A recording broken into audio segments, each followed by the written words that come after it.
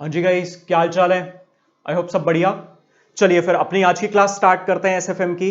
तो हमने फ्यूचर्स वाला चैप्टर स्टार्ट किया हुआ था डेरिवेटिव कॉन्ट्रैक्ट्स में। बेसिक मतलब क्या होता है फ्यूचर कॉन्ट्रैक्ट्स का वो हम समझ चुके थे। उसके बाद इसमें हमने बिल्कुल बेसिक बेसिक बातें, फेयर फ्यूचर प्राइस वगैरह कैसे निकलता है, वो सारी बातें करने के बाद हमने आर्बिट्राज की टेक्निक यहां पर डिस्कस करी थी, जिसका बेसिक मतलब क्या होता है आर्बिट्राज का, कि मेरा मोटिव है प्रॉफिट कमाना। एक आर्बिट्राजर का मतलब यही होता है प्रॉफिट कमाना। हेजिंग के साथ इसको अभी कंफ्यूज नहीं करेंगे, हेजिंग वाला टॉपिक अभी आपके पास आगे आएगा। आर्बिट्राज के फिर इस टॉपिक पे हमने कुछ क्वेश्चंस की प्रैक्टिस करी थी, तो एक काम करते हैं, पहले एक बारी एक क्वेश्चन आर्बिट्राज का ही उठाते हैं ताकि पिछली क्लास के कॉन्सेप्ट्स हमारे रिवाइज हो जाएं। उसके बाद एक क्वेश्चन उठाने के बाद आर्बिट्राज का, फिर आज हेजिंग वाला पार्ट स्टार्ट करेंगे और फिर हेजिंग वाले पार्ट को समझेंगे और उसके कुछ क्वेश्चंस की प्रैक्टिस करते हैं। ठीक है ना, आइए स्टार्ट करते हैं। तो पहले एक क्वेश्चन आर्बिट्राज का ही उठाते हैं। आइए एक बारी क्वेश्चन नंबर 21 पे आइए। क्वेश्चन नंबर 21, आइए पढ़ना स्टार्ट करते हैं।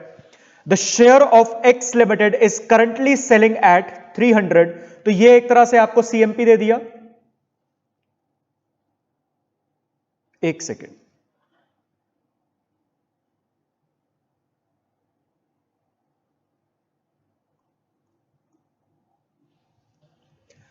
रिस्क फ्री इंटरेस्ट रेट आपको 0.8% पर मंथ दिया है, इसका ध्यान रखना।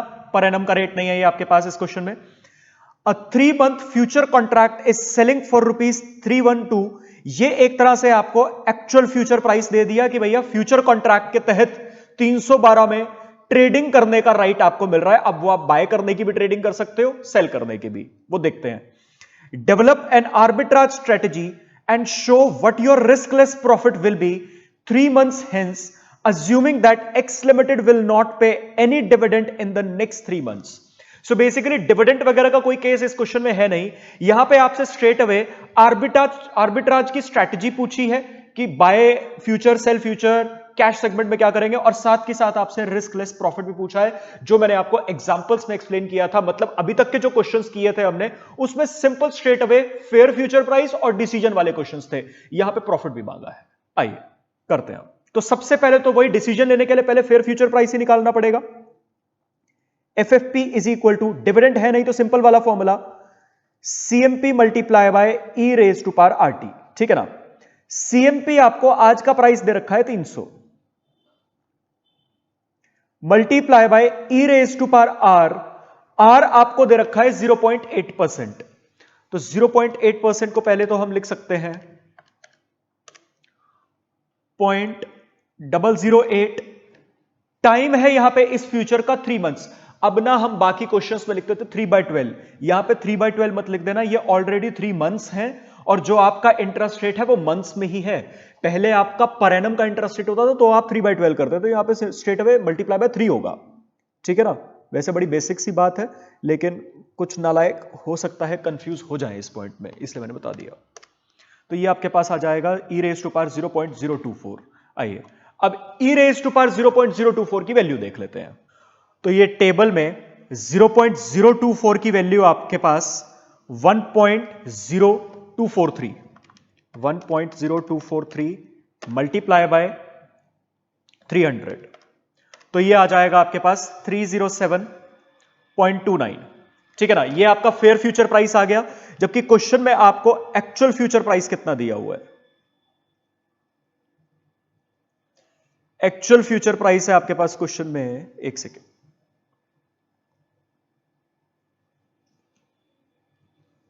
312। अब डिसीजन बताइए क्या होगा आर्बिट्राज के लिए, आर्बिट्राज डिसीजन या आर्बिट्राज स्ट्रैटेजी। देखो, फ्यूचर कॉन्ट्रैक्ट मेरे को राइट दे रहा है 312 रुपए में शेयर को 3 महीने बाद ट्रेड करने के लिए, जबकि मेरे को लगता है आज से 3 महीने बाद इस शेयर का भाव 307.29 हो जाएगा। तो सर बड़ी सिंपल सी बात है, मेरे हिसाब से आने वाले टाइम में प्राइस कम होगा, 307.29 होगा, जबकि कॉन्ट्रैक्ट मुझे ज्यादा प्राइस पे ट्रेड करने का राइट दे रहा है, तो महंगे में बेचना चाहिए। तो मैं क्या डिसीजन लूंगा, sell in future contract, buy in cash segment. ठीक है ना। अब प्रॉफिट निकालना है। यहां पे स्ट्रैटेजी तो हमने बता दी जो क्वेश्चन ने पूछा था। अब calculation of profit,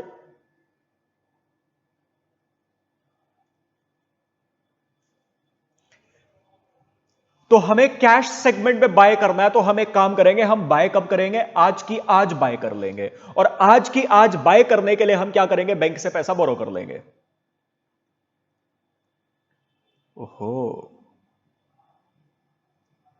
bye this share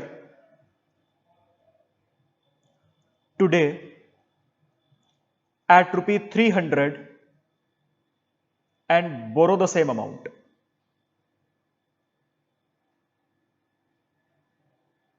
ठीक है ना। अब मैंने ये अमाउंट बोरो कर लिया अपनी जेब से, मतलब आज कुछ पैसा नहीं लगाया, बोरो करके 300 रुपए का ये शेयर मार्केट में खरीदाया। आफ्टर 3 months अब क्या होगा, after 3 months sell this share under future contract. Future contract के तहत इस शेयर को बेचूंगा, कितने में बिकेगा, फ्यूचर कॉन्ट्रैक्ट 312 रुपए में,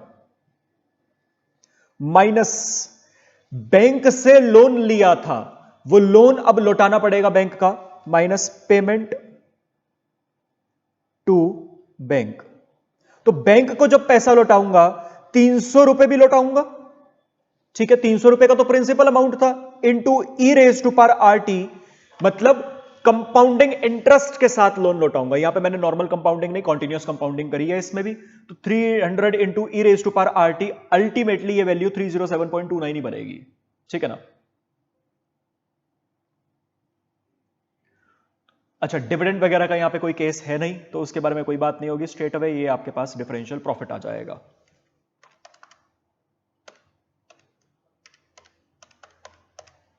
$4.71। आई होप आपको ये क्लियर। तो अब एक काम करते हैं, आर्बिट्राज वाला तो हमने ये क्वेश्चन अभी करा, और पिछली क्लास में भी हमने कुछ क्वेश्चंस की प्रैक्टिस करी थी। अब एक बारी अपना हेजिंग का कॉन्सेप्ट स्टार्ट करते हैं और समझते हैं बेसिक से कि हेजिंग है क्या। ठीक है ना, पहले उसके बारे में थोड़ा सा लिखेंगे, फिर आगे बढ़ते हैं। ठीक है ना, आइए अब स्टार्ट करते हैं एक बारी इसमें हेजिंग। हेडिंग डालिए,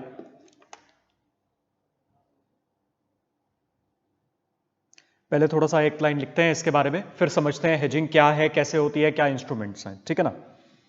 it is a process of taking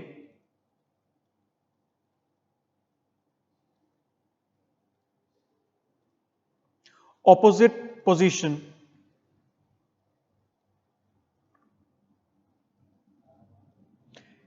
in order to reduce loss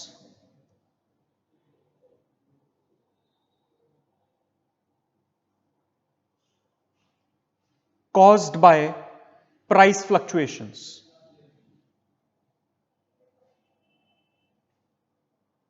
लिखिए एक बारी। अब सुनिए, देखिए हेजिंग को वैसे अगर बिल्कुल नॉर्मल टर्म्स में पहले तो टर्मिनोलॉजी वाइज, डेफिनेशन वाइज इसको समझा जाए, तो हेजिंग का सिंपल सा मतलब ये होता है मैनेजमेंट ऑफ रिस्क।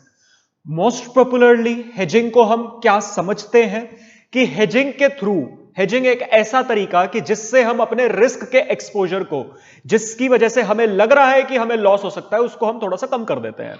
ठीक है ना। तो कहने का मतलब है, पॉपुलरली तो हेजिंग को जान लिया जाता है कि हेजिंग की वजह से आप अपने लॉस को कम कर सकते हो। एक्चुअली में हेजिंग का मतलब क्या है, मैनेजमेंट ऑफ रिस्क। आप हेजिंग की टेक्निक से अपने रिस्क को बढ़ा भी सकते हो, आप हेजिंग के थ्रू अपने रिस्क को कम भी कर सकते हो।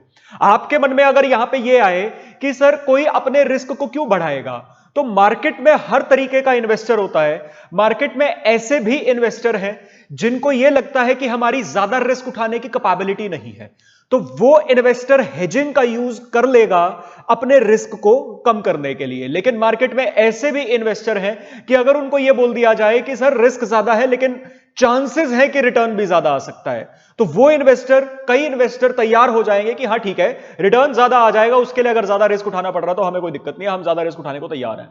तो कहने का मतलब है, रिस्क ज्यादा उठाने वाले लोग भी हैं, रिस्क कम उठाने वाले लोग भी हैं। अकॉर्डिंगली आप हेजिंग का यूज कर सकते हैं अपने रिस्क को मैनेज करने के लिए, रिस्क को बढ़ाना है, घटाना है।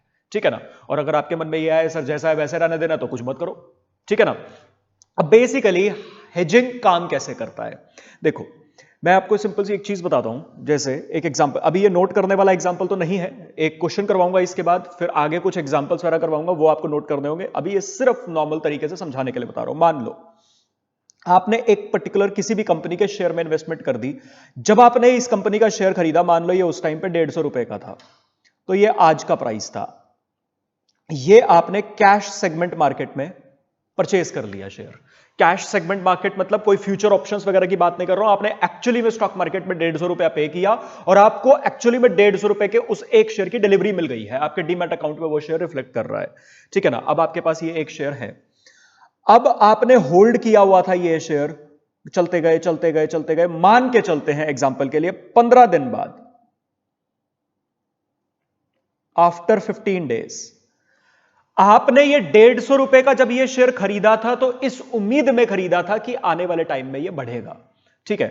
आपको पहले 15 दिन भी ऐसा ही लग रहा था कि शेयर का प्राइस आगे भी बढ़ेगा, लेकिन 15th डे कुछ ऐसी चीजें हो गई मार्केट में, या तो आप अदर मार्केट फैक्टर्स की बात कर लो कि गवर्नमेंट ने कोई ऐसा डिसीजन निकाल दिया, या फिर फॉरेन पॉलिसी कोई ऐसी बन गई जो कि हमारी इस कंपनी जिसका ये शेयर है उसके अगेंस्ट में है, या ये इस कंपनी को कोई भारी नुकसान हो गया है, कुछ भी इस तरीके का कोई इवेंट आ गया जो कंपनी ने रिपोर्ट करा या फिर आपको लग रहा है, जिसकी वजह से जब आपने शेयर खरीदा था तब भी आपको लग रहा था शेयर का प्राइस बढ़ेगा, पहले 15 दिन भी आपको लग रहा था शेयर का प्राइस बढ़ेगा, लेकिन 15th डे पर आपको लग रहा है अब यह शेयर का प्राइस नहीं बढ़ने वाला है, अब यह शेयर का प्राइस आगे फॉल करेगा, क्योंकि मार्केट कंडीशंस, चाहे इस कंपनी के इंटरनल फाइनेंशियल सिस्टम की बात कर लो, चाहे मार्केट के अदर फैक्टर्स की बात कर लो, कंपनी के अगेंस्ट चले गए हैं, अब यह शेयर का प्राइस फॉल ही करेगा।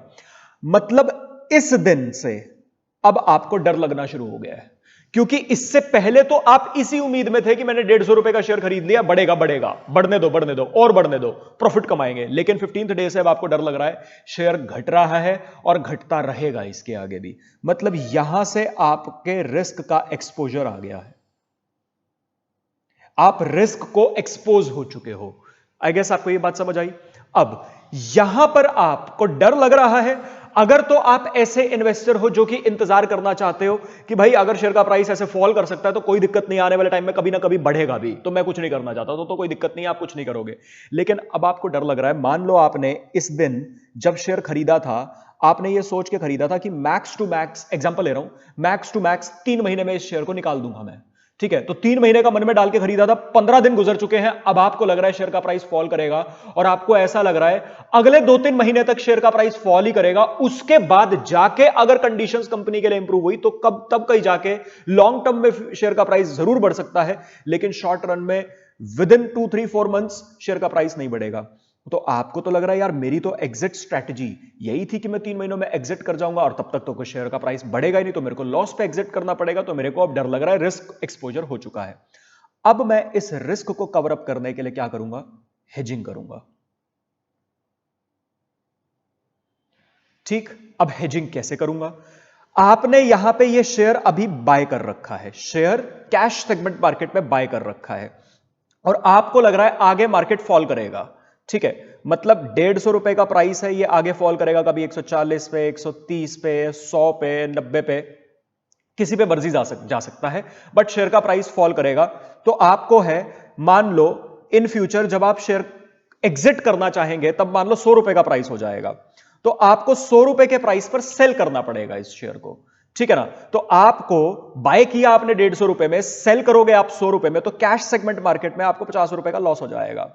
अब जिस दिन आपको यह लॉस लग रहा था कि आपको हो सकता है, उसी दिन जब आपने हेजिंग करी, तो हेजिंग में आप क्या करोगे, सबसे पहले तो रिवर्स पोजीशन उठाओगे। रिवर्स पोजीशन कहां पे उठाओगे, फ्यूचर मार्केट में, क्योंकि ये अब आपने सीखा हुआ है, बिल्कुल स्टार्टिंग के बेसिक कॉन्सेप्ट पे भी हमने बात करी थी। देखो कैश सेगमेंट में तो आप सीधी ट्रांजैक्शन कर सकते हो, आज आपके पास शेयर है, पहले खरीदो फिर बेचो, आप पहले बेच थोड़ा ना सकते हो नॉर्मली तो शेयर। लेकिन फ्यूचर मार्केट सेगमेंट में, क्योंकि यहां पे शर्त लगती है, एक तरह से एक सिंपल कॉन्ट्रैक्ट है कि आज कॉन्ट्रैक्ट हो रहा है, प्राइसेस आज डिसाइड हो रहे हैं, फ्यूचर में ये शेयर खरीदूंगा। तो आप फ्यूचर मार्केट सेगमेंट में मान लो आपने इंडेक्स फ्यूचर लिया, ठीक है ना, सेंसेक्स निफ्टी वगैरह कोई भी इंडेक्स का फ्यूचर ले लिया, इंडेक्स पे शर्त लगा ली, और आपने यहां पे रिवर्स पोजीशन उठाई। मतलब आज जब शेयर का प्राइस 150 है, कैश सेगमेंट मार्केट में जब आपने यहां पे शेयर खरीदा है, आप अपने आप को हेज करने के लिए फ्यूचर मार्केट सेगमेंट में रिवर्स पोजीशन आज उठा रहे हो। क्या रिवर्स पोजीशन? आज इसी प्राइस पर बेच रहे हो। मान लो इंडेक्स का, सिंपल बात करना चाह रहा हूं अभी मैं, मान लो इंडेक्स का भाव भी 150 रुपए चल रहा है, मान लो इस इंडेक्स में एक यही शेयर है, ठीक है ना, इंडेक्स का भाव भी मान लो 150 रुपए चल रहा है, तो आपने कैश सेगमेंट मार्केट में बाय किया हुआ था, हेज करने के लिए आपने फ्यूचर मार्केट सेगमेंट में रिवर्स पोजीशन उठा ली, आज आपने सेल कर लिया, ठीक है ना, 150 रुपए का। अब आने वाले टाइम में जब शेयर का प्राइस फॉल करेगा तो आप कैश सेगमेंट मार्केट में तो करोगे सेल, कैश सेगमेंट मार्केट में अपनी पोजीशन सेटल करने के लिए, स्केयर ऑफ करने के लिए, लेकिन फ्यूचर मार्केट सेगमेंट में अपनी पोजीशन स्केयर ऑफ करने के लिए, सेटल करने के लिए आपको क्या करना पड़ेगा? बाय करना पड़ेगा। और बाय जब करोगे, जब मार्केट में प्राइस 100 रुपए हो चुका है, यहां पे शेयर का प्राइस था, मैंने मान लिया 1 मिनट के लिए कि मान लो पूरे इंडेक्स में एक ही शेयर है, तो जो सेंसेक्स निफ्टी होगा, जो इंडेक्स होगा, उसका भाव भी उतना ही चल रहा होगा। तो सर कैश सेगमेंट मार्केट में 100 रुपए के भाव पर ही बेचूंगा अपनी पोजीशन को सेटल करने के लिए, लेकिन फ्यूचर मार्केट सेगमेंट में इसी प्राइस पर बाय करूंगा 100 रुपए पर। तो फ्यूचर मार्केट सेगमेंट में 100 रुपए के गिरे हुए, फॉल हुए प्राइस पर बाय करना पड़ रहा है, क्योंकि मैंने आज के बढ़े हुए प्राइस पर खरीद लिया था। यहां पे क्या हो गया? 50 रुपए का प्रॉफिट हो गया। यहां पे क्या हो रहा था? 50 रुपए का लॉस। नेट क्या आया? 0। ये वैसे मैंने आपसे जो डिस्कस किया है, एक तरह से कंप्लीट हेज डिस्कस किया है। अभी आगे आगे कॉन्सेप्ट को बढ़ाऊंगा। पार्शियल हेज होता है, नॉर्मली लोग कंप्लीट हेज नहीं करते हैं, क्योंकि कंप्लीट हेज अगर कर लिया तो जीरो प्रॉफिट जीरो लॉस पे बैठ जाओगे। जीरो प्रॉफिट जीरो लॉस पे अगर बैठना ही था तो स्टॉक मार्केट में आए क्यों फिर? ठीक है ना। आई गेस पहले यहां पे बेसिक सी बात आपको समझ आई, हेजिंग है क्या। एक तरह से आपने अगर कैश सेगमेंट मार्केट में कोई पोजीशन उठाई है, उस पोजीशन की वजह से आपको लॉस नजर आ रहा है, तो आप फ्यूचर सेगमेंट मार्केट में रिवर्स पोजीशन उठा लो। आज आपने अगर कैश सेगमेंट मार्केट में बाय कर रखा है, तो आपको पता है फ्यूचर में मेरे को सेल करके सेटल करना पड़ेगा, और सेल करके जब मैं सेटल करूंगा तो मेरे को लॉस हो सकता है। तो मैंने फ्यूचर मार्केट सेगमेंट में रिवर्स पोजीशन उठा ली, आज फ्यूचर मार्केट में सेल कर दिया, ताकि आने वाले टाइम के सस्ते प्राइस पर बाय करूंगा। इसी तरीके से अगर मैंने कैश सेगमेंट मार्केट में उल्टा कर रखा है, मान लो मैंने कैश सेगमेंट मार्केट में आज सेल कर रखा है, तो मैं फ्यूचर मार्केट सेगमेंट में हेज करने के लिए क्या कर लूंगा? बाय कर लूंगा। आई गेस आपको ये वाली बात समझ आई। अब यहां पे कई बार बच्चों को कंफ्यूजन आती है, एक डाउट भी आता है, क्वेश्चन आता है मन में, सर आर्बिट्राज और हेज में डिफरेंस क्या है फिर? तो दो बातें सुनिए। आर्बिट्राज जो होता है ना, आर्बिट्राज सिर्फ और सिर्फ प्रॉफिट कमाने के लिए होता है। ये अगर आपको अपनी रेफरेंस के लिए लिखना है तो आप लिख भी सकते हैं। आर्बिट्राज सिर्फ और सिर्फ प्रॉफिट कमाने के लिए होता है। हेज अपने रिस्क एक्सपोजर को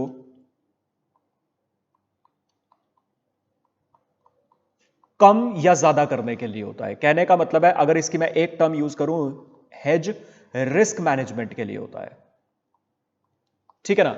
ऐसा नहीं है कि हेज करने के बाद आपको नुकसान आ ही नहीं सकता है। हेज करने के बाद आपको नुकसान भी आ सकता है, आपको प्रॉफिट भी आ सकता है, कुछ भी हो सकता है। ठीक है। आपने अगर 100% हेज नहीं किया, जो कि हम अभी आगे सीखेंगे, वैसे मैं एग्जांपल्स के थ्रू आपको आगे समझाऊंगा, लेकिन यहां पे जो मैंने एग्जांपल डिस्कस किया था, यहां पे तो 100% हेज कर लिया था। अगर मैं ऐसे 100% हेज नहीं करता हूं तो मेरे को लॉस भी आ सकता है, मेरे को प्रॉफिट भी आ सकता है। लेकिन आर्बिट्राज में पहली बात सिर्फ और सिर्फ प्रॉफिट आता है। दूसरी बात, ये तो हो गया पहला पॉइंट ऑफ डिस्टिंक्शन। दूसरा पॉइंट, आर्बिट्राज में sir all together future market में आप एक ट्रांजैक्शन कर रहे हो। फ्यूचर मार्केट ट्रांजैक्शन है ये, बस, जिसमें आप हिसाब लगाते हो कि एक्चुअल फ्यूचर प्राइस और फेयर फ्यूचर प्राइस सेम है या नहीं। अगर फेयर फ्यूचर प्राइस जो आपके अकॉर्डिंग होना चाहिए और जो एक्चुअल फ्यूचर प्राइस है, अगर वो दोनों अलग अलग हैं, तो आप कह देते हो आर्बिट्राज अपॉर्चुनिटी पॉसिबल है, और अकॉर्डिंगली फिर आप डिसीजन ले लेते हो ये सोच के कि फ्यूचर प्राइस ओवर वैल्यूड है या अंडर वैल्यूड है। ठीक है ना। लेकिन हेज में क्या है, आप ऑलरेडी कैश सेगमेंट मार्केट में, आप ऑलरेडी कैश सेगमेंट मार्केट में रिस्क से एक्सपोज हो चुके हो। आप ऑलरेडी रिस्क से, अभी मैं जो एग्जांपल मैंने बताया ना, इसी में इस पॉइंट को लिंक भी करवाऊंगा जो मैं अभी बोल रहा हूं। हेजिंग में क्या है, आपने कैश सेगमेंट मार्केट में ऑलरेडी एक इन्वेस्टमेंट कर दी है। ऑलरेडी जो आपने कैश सेगमेंट मार्केट में इन्वेस्टमेंट कर दी है, उस इन्वेस्टमेंट पर ऑलरेडी आप रिस्क से एक्सपोज हो चुके हो। अब जब जैसे ही आप ऑलरेडी करी हुई इन्वेस्टमेंट पर रिस्क से एक्सपोज हो चुके हो, तो उस रिस्क को मैनेज करने के लिए आप फ्यूचर मार्केट सेगमेंट में हेजिंग कर रहे हो। आई गेस आपको बात क्लियर हुई। आर्बिट्राज में ऑल टुगेदर नई अलग ट्रांजैक्शन हो रही है, स्पेकुलेट कर रहे हो एक तरह से आप आर्बिट्राज में प्रॉफिट कमाने के लिए। लेकिन हेजिंग में आप ऑलरेडी एक जगह पर इन्वेस्टमेंट करके बैठे हुए हो, ऑल टुगेदर कोई सेपरेट ट्रांजैक्शन नहीं है हेजिंग। आपने ऑल टुगेदर एक इन्वेस्टमेंट करी, उस इन्वेस्टमेंट में सब कुछ सही चल रहा था, लेकिन एक समय आया जब आप रिस्क से एक्सपोज हो गए।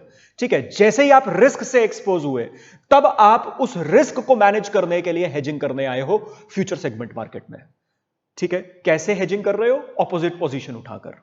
आई गेस आपको ये बात क्लियर हुई। तो कैश सेगमेंट मार्केट में ऑलरेडी आपका रिस्क एक्सपोजर है। इस रिस्क एक्सपोजर को मैनेज करने के लिए आप फ्यूचर मार्केट में आ रहे हो। आप फ्यूचर मार्केट सेगमेंट में आ रहे हो इस ऑलरेडी एक्सपोज रिस्क को कवर अप करने के लिए, जिसके लिए आप ऑपोजिट पोजीशन उठा रहे हो। ठीक है ना, जैसे यहां पर भी मैंने ऑलरेडी एक कैश सेगमेंट मार्केट में इन्वेस्टमेंट कर रखी थी, मैंने शेयर खरीद रखा था आज 150 रुपए का। 15 दिन तक सब कुछ सही चल रहा था, लेकिन 15 दिन बाद मेरे को लगा अब मैं रिस्क से एक्सपोज हो चुका हूं। रिस्क का मतलब क्या है? Ultimately uncertainty. 15 दिन तक आई वॉज कॉन्फिडेंट कि शेयर का प्राइस बढ़ेगा, सब कुछ कंपनी के फेवर में जा रहा है, लेकिन 15th day market situations company के अगेंस्ट होनी शुरू हो गई। तो मेरे को जैसे ही मार्केट की सिचुएशंस कंपनी के शेयर के अगेंस्ट होनी शुरू हुई, मेरे को अनसर्टेनिटी नजर आने लगी इस शेयर में। जैसे ही मुझे अनसर्टेनिटी नजर आने लगी इस शेयर में, मतलब मैं इस शेयर की इन्वेस्टमेंट पर रिस्क से एक्सपोज हो चुका हूं। जैसे ही मैं रिस्क पे एक्सपोज हुआ इस इन्वेस्टमेंट पर, मैं हेजिंग करने आ गया फ्यूचर मार्केट सेगमेंट में रिवर्स पोजीशन उठाकर, कि आने वाले टाइम में अगर शेयर के प्राइस के गिरने पर मेरे को कैश सेगमेंट मार्केट में नुकसान हो सकता है, तो रिवर्स पोजीशन उठा के फ्यूचर मार्केट सेगमेंट में उतना ही प्रॉफिट कमा लेता हूं। ठीक है, अल्टीमेटली नेट ऑफ हो जाएगा। आई गेस आपको समझ आया यहां पे। चलिए, तो ये है हेजिंग आपका बेसिकली। अगर मैं बात करूं, एक काम करते हैं, बेसिक बात जितनी अभी डिस्कस करिए, एक बिल्कुल बेसिक सा इस पे क्वेश्चन उठाता हूं, उसके बाद अभी इतना नहीं है हेजिंग, अभी बहुत सारी चीजें हैं, ताकि यहां तक की बात आपको प्रॉपर्ली समझ आए। एक क्वेश्चन उठाता हूं इसका। आइए आप क्वेश्चन नंबर 26 पे आइए अपनी बुक में। क्वेश्चन नंबर 26 पढ़ना स्टार्ट करते हैं। राम बायस 10,000 शेयर्स ऑफ एक्स लिमिटेड। एक सेकेंड,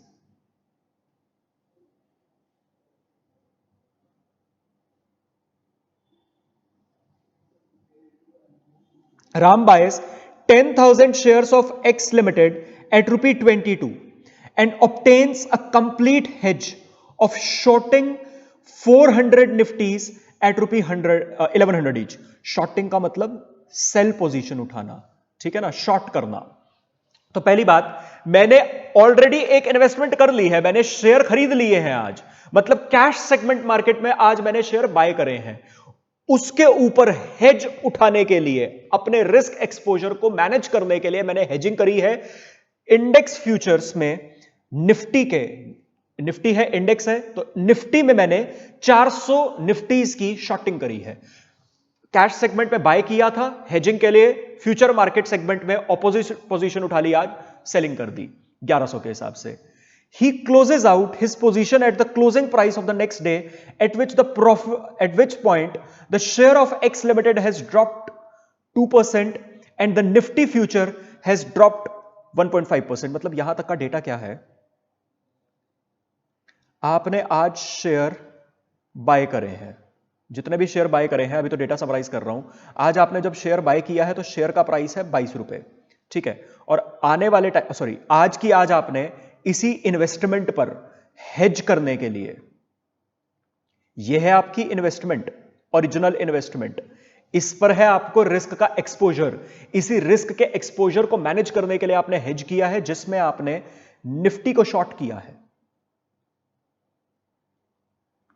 ठीक है ना। मतलब फ्यूचर मार्केट सेगमेंट में जैसे शेयर का फ्यूचर होता है, वैसे ही निफ्टी सेंसेक्स का भी फ्यूचर होता है, निफ्टी फंड का भी फ्यूचर होता है, ठीक है ना। उसके भाव पर भी इसी तरीके से शर्त लगाई जाती है। तो मैंने निफ्टी को शॉर्ट कर दिया, और जब मैंने निफ्टी को आज शॉर्ट किया, जिस दिन मेरे शेयर का प्राइस 22 रुपए चल रहा था, उस दिन निफ्टी का भाव चल रहा था 1100 रुपए। तो मैंने आज 1100 रुपए के भाव के हिसाब से निफ्टी को शॉर्ट करा है, जिस दिन शेयर का भाव था 22 रुपए।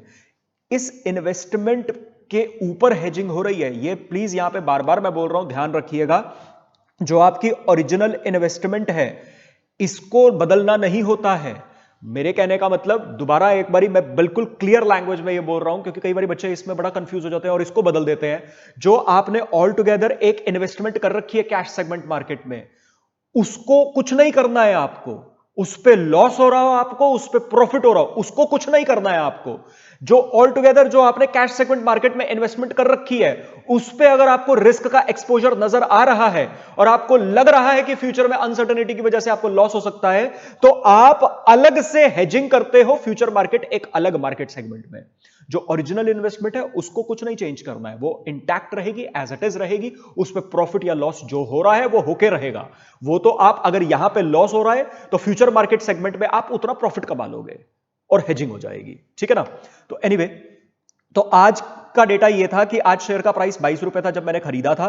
इसको हेज करने के लिए मैंने निफ्टी को शॉर्ट कर दिया 1100 रुपए के हिसाब से। अब मेरे को अगले दिन लग रहा है, नेक्स्ट डे, जो शेयर है वो 2% से गिर जाएगा, शेयर 2% से फॉल करेगा। मैंने आज बाय कर रखा है, कल ये शेयर 2% से फॉल करेगा, मतलब सस्ते प्राइस पर सेल करना पड़ेगा। यहां पे लॉस नजर आ रहा है मेरे को, तभी हेजिंग कर रखी थी। अच्छा, अगर मेरा एक शेयर का प्राइस फॉल करता है और मान के चलते हैं बाकी शेयर्स भी इसी डायरेक्शन में जा रहे हैं, अगर सारे शेयर्स फॉल करेंगे तो सर पूरा का पूरा इंडेक्स भी फॉल करेगा। निफ्टी में 50 शेयर्स हैं, अगर 50 के 50 शेयर्स ही फॉल कर गए तो ऑब्वियसली इंडेक्स निफ्टी भी फॉल करेगा। सेंसेक्स में 30 शेयर्स हैं, अगर 30 के 30 शेयर्स फॉल कर गए तो ऑब्वियसली सेंसेक्स भी फॉल करेगा। तो वही चीज यहां पे है। And the Nifty future has dropped 1.5%, क्योंकि शेयर फॉल कर रहा था, मार्केट क्रैश पे होगी, मार्केट बुलिश पे हो, बियरिश पे होगी। तो कल इसी तरीके से जैसे शेयर फॉल कर रहा है वैसे ही निफ्टी भी फॉल करेगा, लेकिन निफ्टी 1.5% से फॉल करेगा। शेयर 2% से कर रहा था, निफ्टी 1.5% से।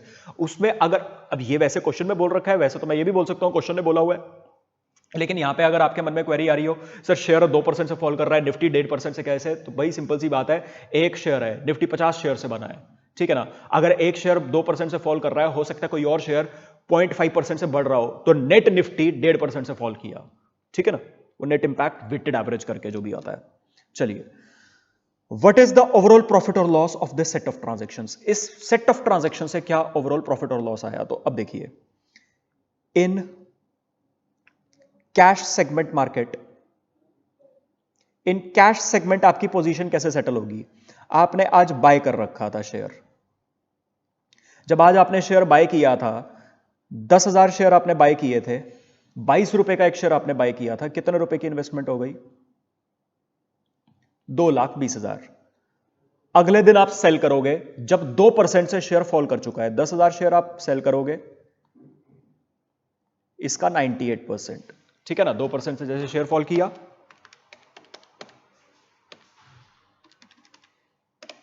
ये आ जाएगा 2,15,600। तो आपके पास यहां पे तो आ गया आपके पास लॉस।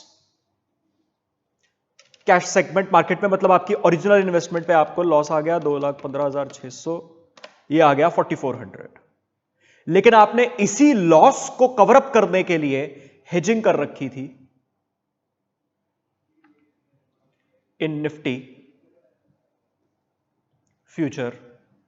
निफ्टी फ्यूचर में आपने ऑपोजिट पोजीशन उठाई थी, आपने सेल किया था आज निफ्टी फ्यूचर।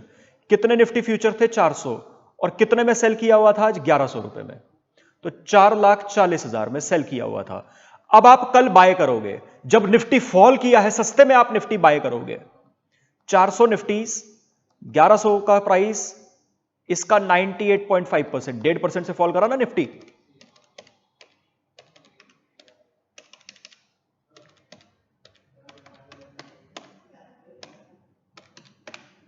433,400। तो यहां पर आपको प्रॉफिट हुआ, आपने सस्ता बाय किया है, महंगा बेचा है, 6,600 प्रॉफिट। तो आपने ओरिजिनल इन्वेस्टमेंट पे लॉस इंकर किया 4,400, लेकिन उसी लॉस के रिस्क के एक्सपोजर को कवर अप करने के लिए आपने हेजिंग करी थी फ्यूचर मार्केट सेगमेंट में निफ्टी फ्यूचर पर, ऑपोजिट पोजीशन उठा के, जहां पे आपने प्रॉफिट कमाया। तो नेट प्रॉफिट और loss of this transaction, net profit of this transaction, आपने हेजिंग की वजह से 6,600 का प्रॉफिट और ओरिजिनल इन्वेस्टमेंट पे कैश सेगमेंट में 4,400 का लॉस, तो नेट आपका 2,200 रुपए का प्रॉफिट आ गया। आई गेस बिल्कुल बेसिक था वैसे ये, इसमें कुछ भी टेक्निकलिटीज नहीं थी अभी तक के कॉन्सेप्ट में। यहां तक की बात आएगी, होप आपको समझ आई होगी, क्योंकि तभी फिर मैं आगे की इस लेवल इसके कॉन्सेप्ट को और आगे बढ़ा पाऊंगा। चलिए फिर आगे की बातें समझते हैं। लिखिए एक बार इसके बाद आप, अभी तो हेजिंग में मैंने आपको बस एक लाइन लिखवाई थी, थोड़ा सा बेसिक मतलब समझाया, उसके बाद एक क्वेश्चन किया हेजिंग के बारे में ही। लिखिए, पोजीशन टू बी टेकन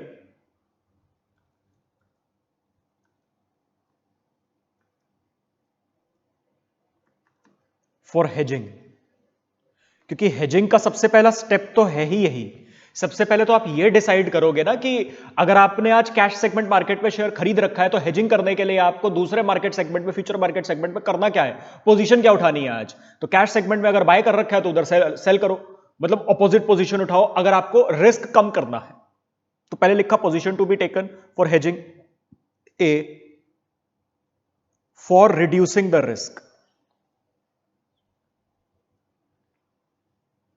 अगर आप रिस्क को कम करना चाहते हैं तो अगर आपने कैश सेगमेंट में, इधर कैश सेगमेंट का लिख रहा हूं, मतलब ये आपका पोर्टफोलियो, कैश सेगमेंट में आपने अपना पोर्टफोलियो बनाया होगा इन्वेस्टमेंट करके, आपका इन्वेस्टमेंट का पोर्टफोलियो। अगर आपने कैश सेगमेंट में लॉन्ग पोजीशन उठा रखी है, मतलब आपने बाय कर रखा है, तो हेजिंग के लिए फ्यूचर मार्केट सेगमेंट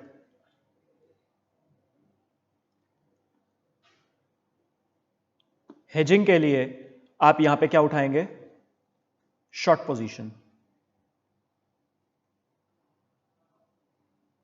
और अगर आपने यहां पे शॉर्ट पोजीशन उठा रखी है तो यहां पे क्या उठाएंगे, लॉन्ग पोजीशन। ऐसा क्यों कर रहे हैं, आई गेस ये बात तो मैंने अभी आपको समझा दी, क्योंकि अगर मैंने आज कैश सेगमेंट मार्केट में लॉन्ग पोजीशन उठा रखा है, मतलब आज शेयर खरीद रखा है, हेजिंग में तभी करूंगा रिस्क को कम करने के लिए अगर मेरे को रिस्क नजर आ रहा होगा, अगर मेरा रिस्क एक्सपोजर होगा। रिस्क एक्सपोजर कब होगा मेरा, अब मैं एक तरह से क्रक्स बोल रहा हूं यहां पे, रिस्क एक्सपोजर कब होगा मेरा कैश सेगमेंट मार्केट में, जब मैंने आज शेयर खरीदा हुआ है जिस प्राइस पे, आने वाले टाइम में मेरे को लग रहा है शेयर का प्राइस फॉल करेगा, तो मेरा रिस्क एक्सपोज हुआ, ठीक है ना, इसीलिए मैं हेजिंग कर रहा हूं। तो जिस प्राइस पर मैंने आज बाय किया हुआ है कैश सेगमेंट मार्केट में, उसी प्राइस पर मैं आज सेल कर देता हूं फ्यूचर मार्केट सेगमेंट में, ताकि फ्यूचर में प्राइस गिरेगा। अब कैश सेगमेंट मार्केट में कम प्राइस पर सेल करना पड़ेगा, लॉस, लेकिन फ्यूचर मार्केट सेगमेंट में कम प्राइस पर बाय करना होगा, सेटल करने के लिए प्रॉफिट, ठीक है ना, इसीलिए रिवर्स पोजीशन उठाई जाती है। यहीं पे अगर मैं इसका B part, for increasing risk, risk को अगर बढ़ाना है तो वही चीज कैश सेगमेंट, मतलब यहां पे आपके पोर्टफोलियो की बात, इन्वेस्टमेंट पोर्टफोलियो, और इधर फ्यूचर मार्केट सेगमेंट, यहां पे हेजिंग की बात। तो अगर आपने यहां पे लॉन्ग पोजीशन उठा रखी है कैश सेगमेंट मार्केट में, तो आप यहां पे भी लॉन्ग पोजीशन उठा लीजिए।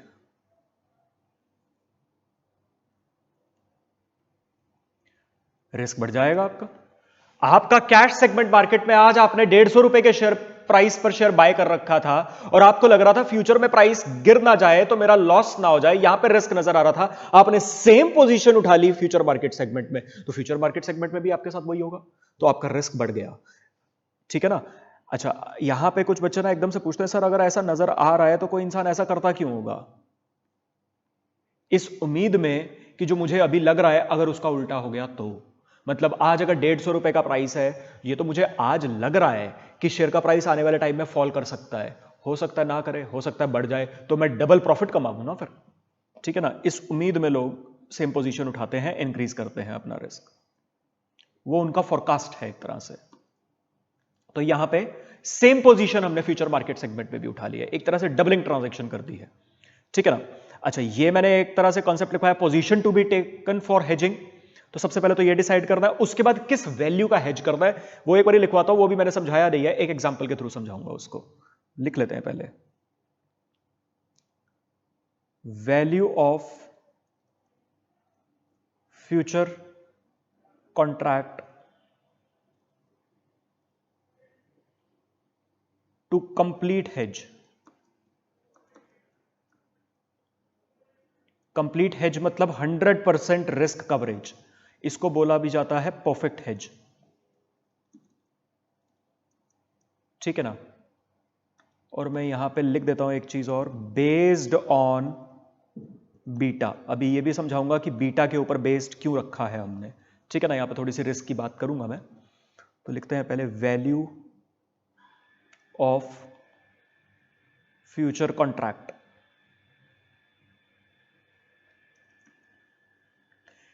करंट वैल्यू ऑफ पोर्टफोलियो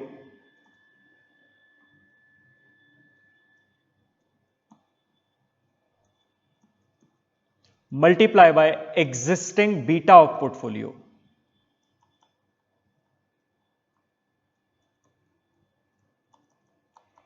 इतनी वैल्यू की आपको ट्रांजैक्शन करनी पड़ेगी फ्यूचर मार्केट सेगमेंट में, ताकि कैश सेगमेंट मार्केट में जो आपने रिस्क उठा लिया है, रिस्क एक्सपोजर हो गया आपको, वो आपका 100% कवर अप हो जाएगा। कैसे, वो तो अभी एग्जांपल के थ्रू समझेंगे।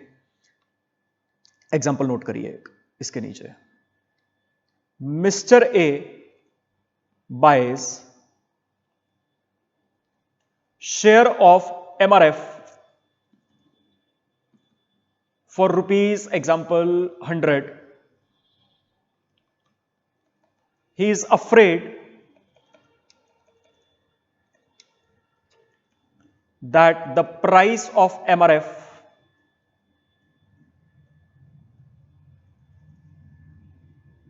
may fall in future.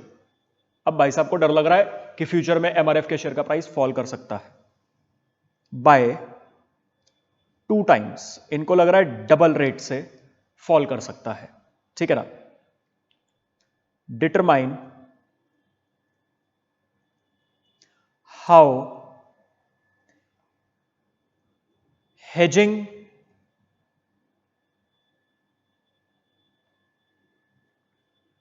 can be done for Mr. A if he wants to attain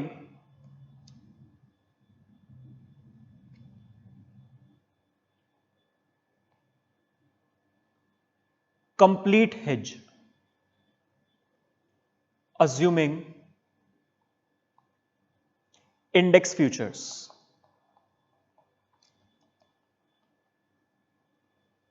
ठीक है ना। एग्जाम्पल नोट करिए एक बारी। इस एग्जाम्पल से समझते हैं आप बीटा का क्या कॉन्सेप्ट है, यहां पे कैसे हेजिंग हो रही है, क्या वैल्यू वगैरह वाले फॉर्मूले लिखवाए हैं वो सारा। ठीक है ना। चलिए, अब सबसे पहले तो यहां पे केस बड़ा सिंपल सा है कि भाई ए ने आज एमआरएफ का एक शेयर बाय कर रखा है 100 रुपए का, और उसको अभी ये लग रहा है कि शेयर का प्राइस फॉल कर सकता है एमआरएफ का 2 टाइम्स से। इसके लिए अब वो हेजिंग करना चाहता है। तो सबसे पहला स्टेप हेजिंग का क्या है, पहले तो यह डिसाइड करना है हेजिंग करने के लिए फ्यूचर मार्केट सेगमेंट में किस चीज में हेजिंग करेंगे। मतलब फ्यूचर मार्केट सेगमेंट में मैं फ्यूचर कॉन्ट्रैक्ट शेयर का उठाऊंगा, गोल्ड का उठाऊंगा, कमोडिटी का उठाऊंगा, किसी और चीज का, फॉरेक्स का उठाऊंगा, या मैं निफ्टी फंड का उठाऊंगा, सेंसेक्स फंड का उठाऊंगा, वो एक अलग बात है। पहले मेरे को यह डिसाइड करना पड़ेगा पोजीशन क्या उठाऊंगा। ठीक है ना। तो हम पोजीशन क्या उठाएंगे, position to be taken for hedging. Risk कम करना है तो पोजीशन क्या उठाएंगे। हमने आज शेयर बाय कर रखा है, कैश सेगमेंट में आज हमारी लॉन्ग पोजीशन है, तो short position in future market segment on. Future market segment में तो जाएंगे, शॉर्ट पोजीशन तो उठाएंगे, किस पर, शेयर पे सट्टा खेलोगे, शेयर पे फ्यूचर कॉन्ट्रैक्ट उठाओगे, गोल्ड पे उठाओगे, फॉरेक्स पे उठाओगे। तो क्वेश्चन ने बोल दिया है अज्यूमिंग इंडेक्स फ्यूचर्स, तो ऑन इंडेक्स फ्यूचर्स मतलब सेंसेक्स निफ्टी के फ्यूचर्स पर हम यहां पे हेजिंग करेंगे। ठीक है ना। अब वैल्यू ऑफ कॉन्ट्रैक्ट, कितना जो फ्यूचर कॉन्ट्रैक्ट आप उठाओगे हेज करने के लिए, उसकी वैल्यू क्या होगी। Value of future contract, perfect hedge करना है, कंप्लीट 100% हेज। तो अगर मैं सिंपल फॉर्मूले पॉइंट ऑफ व्यू से चलूं, लॉजिक तो अभी समझाना है, तो फॉर्मूला क्या था? Current value of portfolio. आपके पोर्टफोलियो में इस टाइम पे एक शेयर है 100 रुपए का, तो करंट वैल्यू ऑफ पोर्टफोलियो 100 रुपए है, इनटू बीटा क्या है? बीटा है 2, ठीक है ना, क्योंकि आपका शेयर 2 टाइम्स फॉल कर सकता है, तो ये आ गया 200। 200 रुपए का आप कॉन्ट्रैक्ट कम से कम उठाओगे 100% हेज करने के लिए इंडेक्स फ्यूचर्स पे, ठीक है ना। अच्छा, ये बीटा पर ऐसा क्यों किया है वो अब समझेंगे। अब यहां पे ऑन सेटलमेंट, यहां पे तो एक सिंपल सी बात आ जाएगी, ऑन सेटलमेंट डेट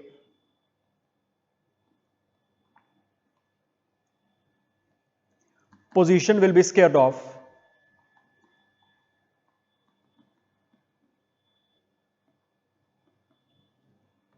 अब कैसे सेटल होगी, सेटलमेंट डेट पे पोजीशन कैसे सेटल होगी? मान के चलते हैं, मैं 2 केसेस लेता हूं। Case A, if share of MRF falls by 10%। अगर एमआरएफ का शेयर 10% से फॉल किया है और एमआरएफ के शेयर का बीटा था 2, ठीक है ना, बीटा क्वेश्चन में दे रखा था 2 टाइम्स, एमआरएफ के शेयर का बीटा था 2, और वो जो कि एमआरएफ का शेयर इन फ्यूचर 10% से फॉल कर जाता है, तो एक बात बताओ, निफ्टी कितने से फॉल करेगा? यहां पे निफ्टी फॉल करेगा 5% से। सर मतलब ये क्या कर दिया आपने? तो एक बात सुनिए, पोर्टफोलियो मैनेजमेंट के चैप्टर में वैसे आपके पास बीटा वगैरह के इस तरीके के सारे फॉर्मूलेज आएंगे। वैसे मैं आपको बताता हूं, मान लो ये बात मैंने आपसे पहले कर रखी है, एक बारी दोबारा करता हूं। एक बारी मान लो मैं आपको कहूं कि मेरी कंपनी का शेयर मान लो 20% से फ्लक्चुएट करता है, मेरी कंपनी का शेयर, और जो पूरी मार्केट है वो मान लो 10% से फ्लक्चुएट करती है। मतलब पूरी मार्केट, पूरा सेंसेक्स या पूरा निफ्टी अगर 10% से ऊपर जाता है तो मेरी कंपनी का शेयर उसी सेंसेक्स और निफ्टी में जो ट्रेड हो रहा है वो 20% से ऊपर जाता है। अगर पूरी मार्केट सेंसेक्स निफ्टी 10% से नीचे आती है तो उसी सेंसेक्स निफ्टी में से जो मेरी कंपनी का शेयर ट्रेड हो रहा है वो 20% से फॉल कर जाता है, ठीक है ना। एक बात बताओ, मैं यहां से आपसे पूछूं ज्यादा रिस्की कौन है? ज्यादा रिस्की कंपनी मेरी कंपनी का शेयर है या ज्यादा रिस्की मार्केट है? सर ज्यादा रिस्की आपकी कंपनी का शेयर है, क्योंकि उसमें ज्यादा फ्लक्चुएशन है। यहां से अगर इसको सॉल्व करोगे आंसर आएगा 2, ये है आपका बीटा। अल्टीमेटली बीटा का ये एक फॉर्मूला बनता है, fluctuation in companies share divided by fluctuation in market. वैसे ही इसको टेक्निकली मैंने न्यूमरेटर में 20% जो लिखा है, ये फ्लक्चुएशन इन कंपनीज शेयर है, इसको बोल दिया जाता है कोवेरियंस ऑफ सिक्योरिटी। और ये जो है 10%, ये फ्लक्चुएशन इन मार्केट है, इसको बोल दिया जाता है वेरिएंस ऑफ मार्केट। जो आपका पोर्टफोलियो मैनेजमेंट वाला चैप्टर है उसमें ये सारे फॉर्मूलेस बीटा के हैं आपके पास। तो पहली बात, 2 का अगर बीटा है इसका मतलब क्या है? यहां पर जो मैंने अभी फॉर्मूले से आपको बताया, 2 के बीटा का मतलब क्या है कि मार्केट अगर 1% से फ्लक्चुएट करता है तो सिक्योरिटी जो है वो 2% से फ्लक्चुएट करेगी। और हमारे इस केस में भी जो गिवन क्वेश्चन था इसमें 2 का ही बीटा था, तो हमारे शेयर का बीटा 2 था। तो इसका मतलब क्या है कि जब हमारी कंपनी का शेयर, जब हमारी सिक्योरिटी 2% से फ्लक्चुएट कर रही है तो मार्केट कितने से फ्लक्चुएट कर रही होगी उस टाइम पे? 1% से, ठीक है ना। इसी तरीके से अगर कंपनी 2% से फ्लक्चुएट करती है, मार्केट आधा फ्लक्चुएट करती है, तो ऐसे ही अगर सिक्योरिटी 10% से फ्लक्चुएट कर रही है तो मार्केट कितने से फ्लक्चुएट करेगी?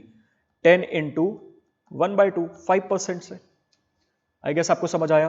तो इसलिए मैंने यहां पे निफ्टी लिख दिया, निफ्टी 5% से फ्लक्चुएट करेगा, क्योंकि यहां पे बीटा 2 था। इसलिए अगर आप देखेंगे मार्केट 5% से फ्लक्चुएट कर रहा है, कंपनी की सिक्योरिटी डबल रेट से 10% पे फ्लक्चुएट कर रही है। अब जो हमने हेज उठाया है उससे होगा क्या? इधर कैश सेगमेंट, इधर फ्यूचर मार्केट सेगमेंट।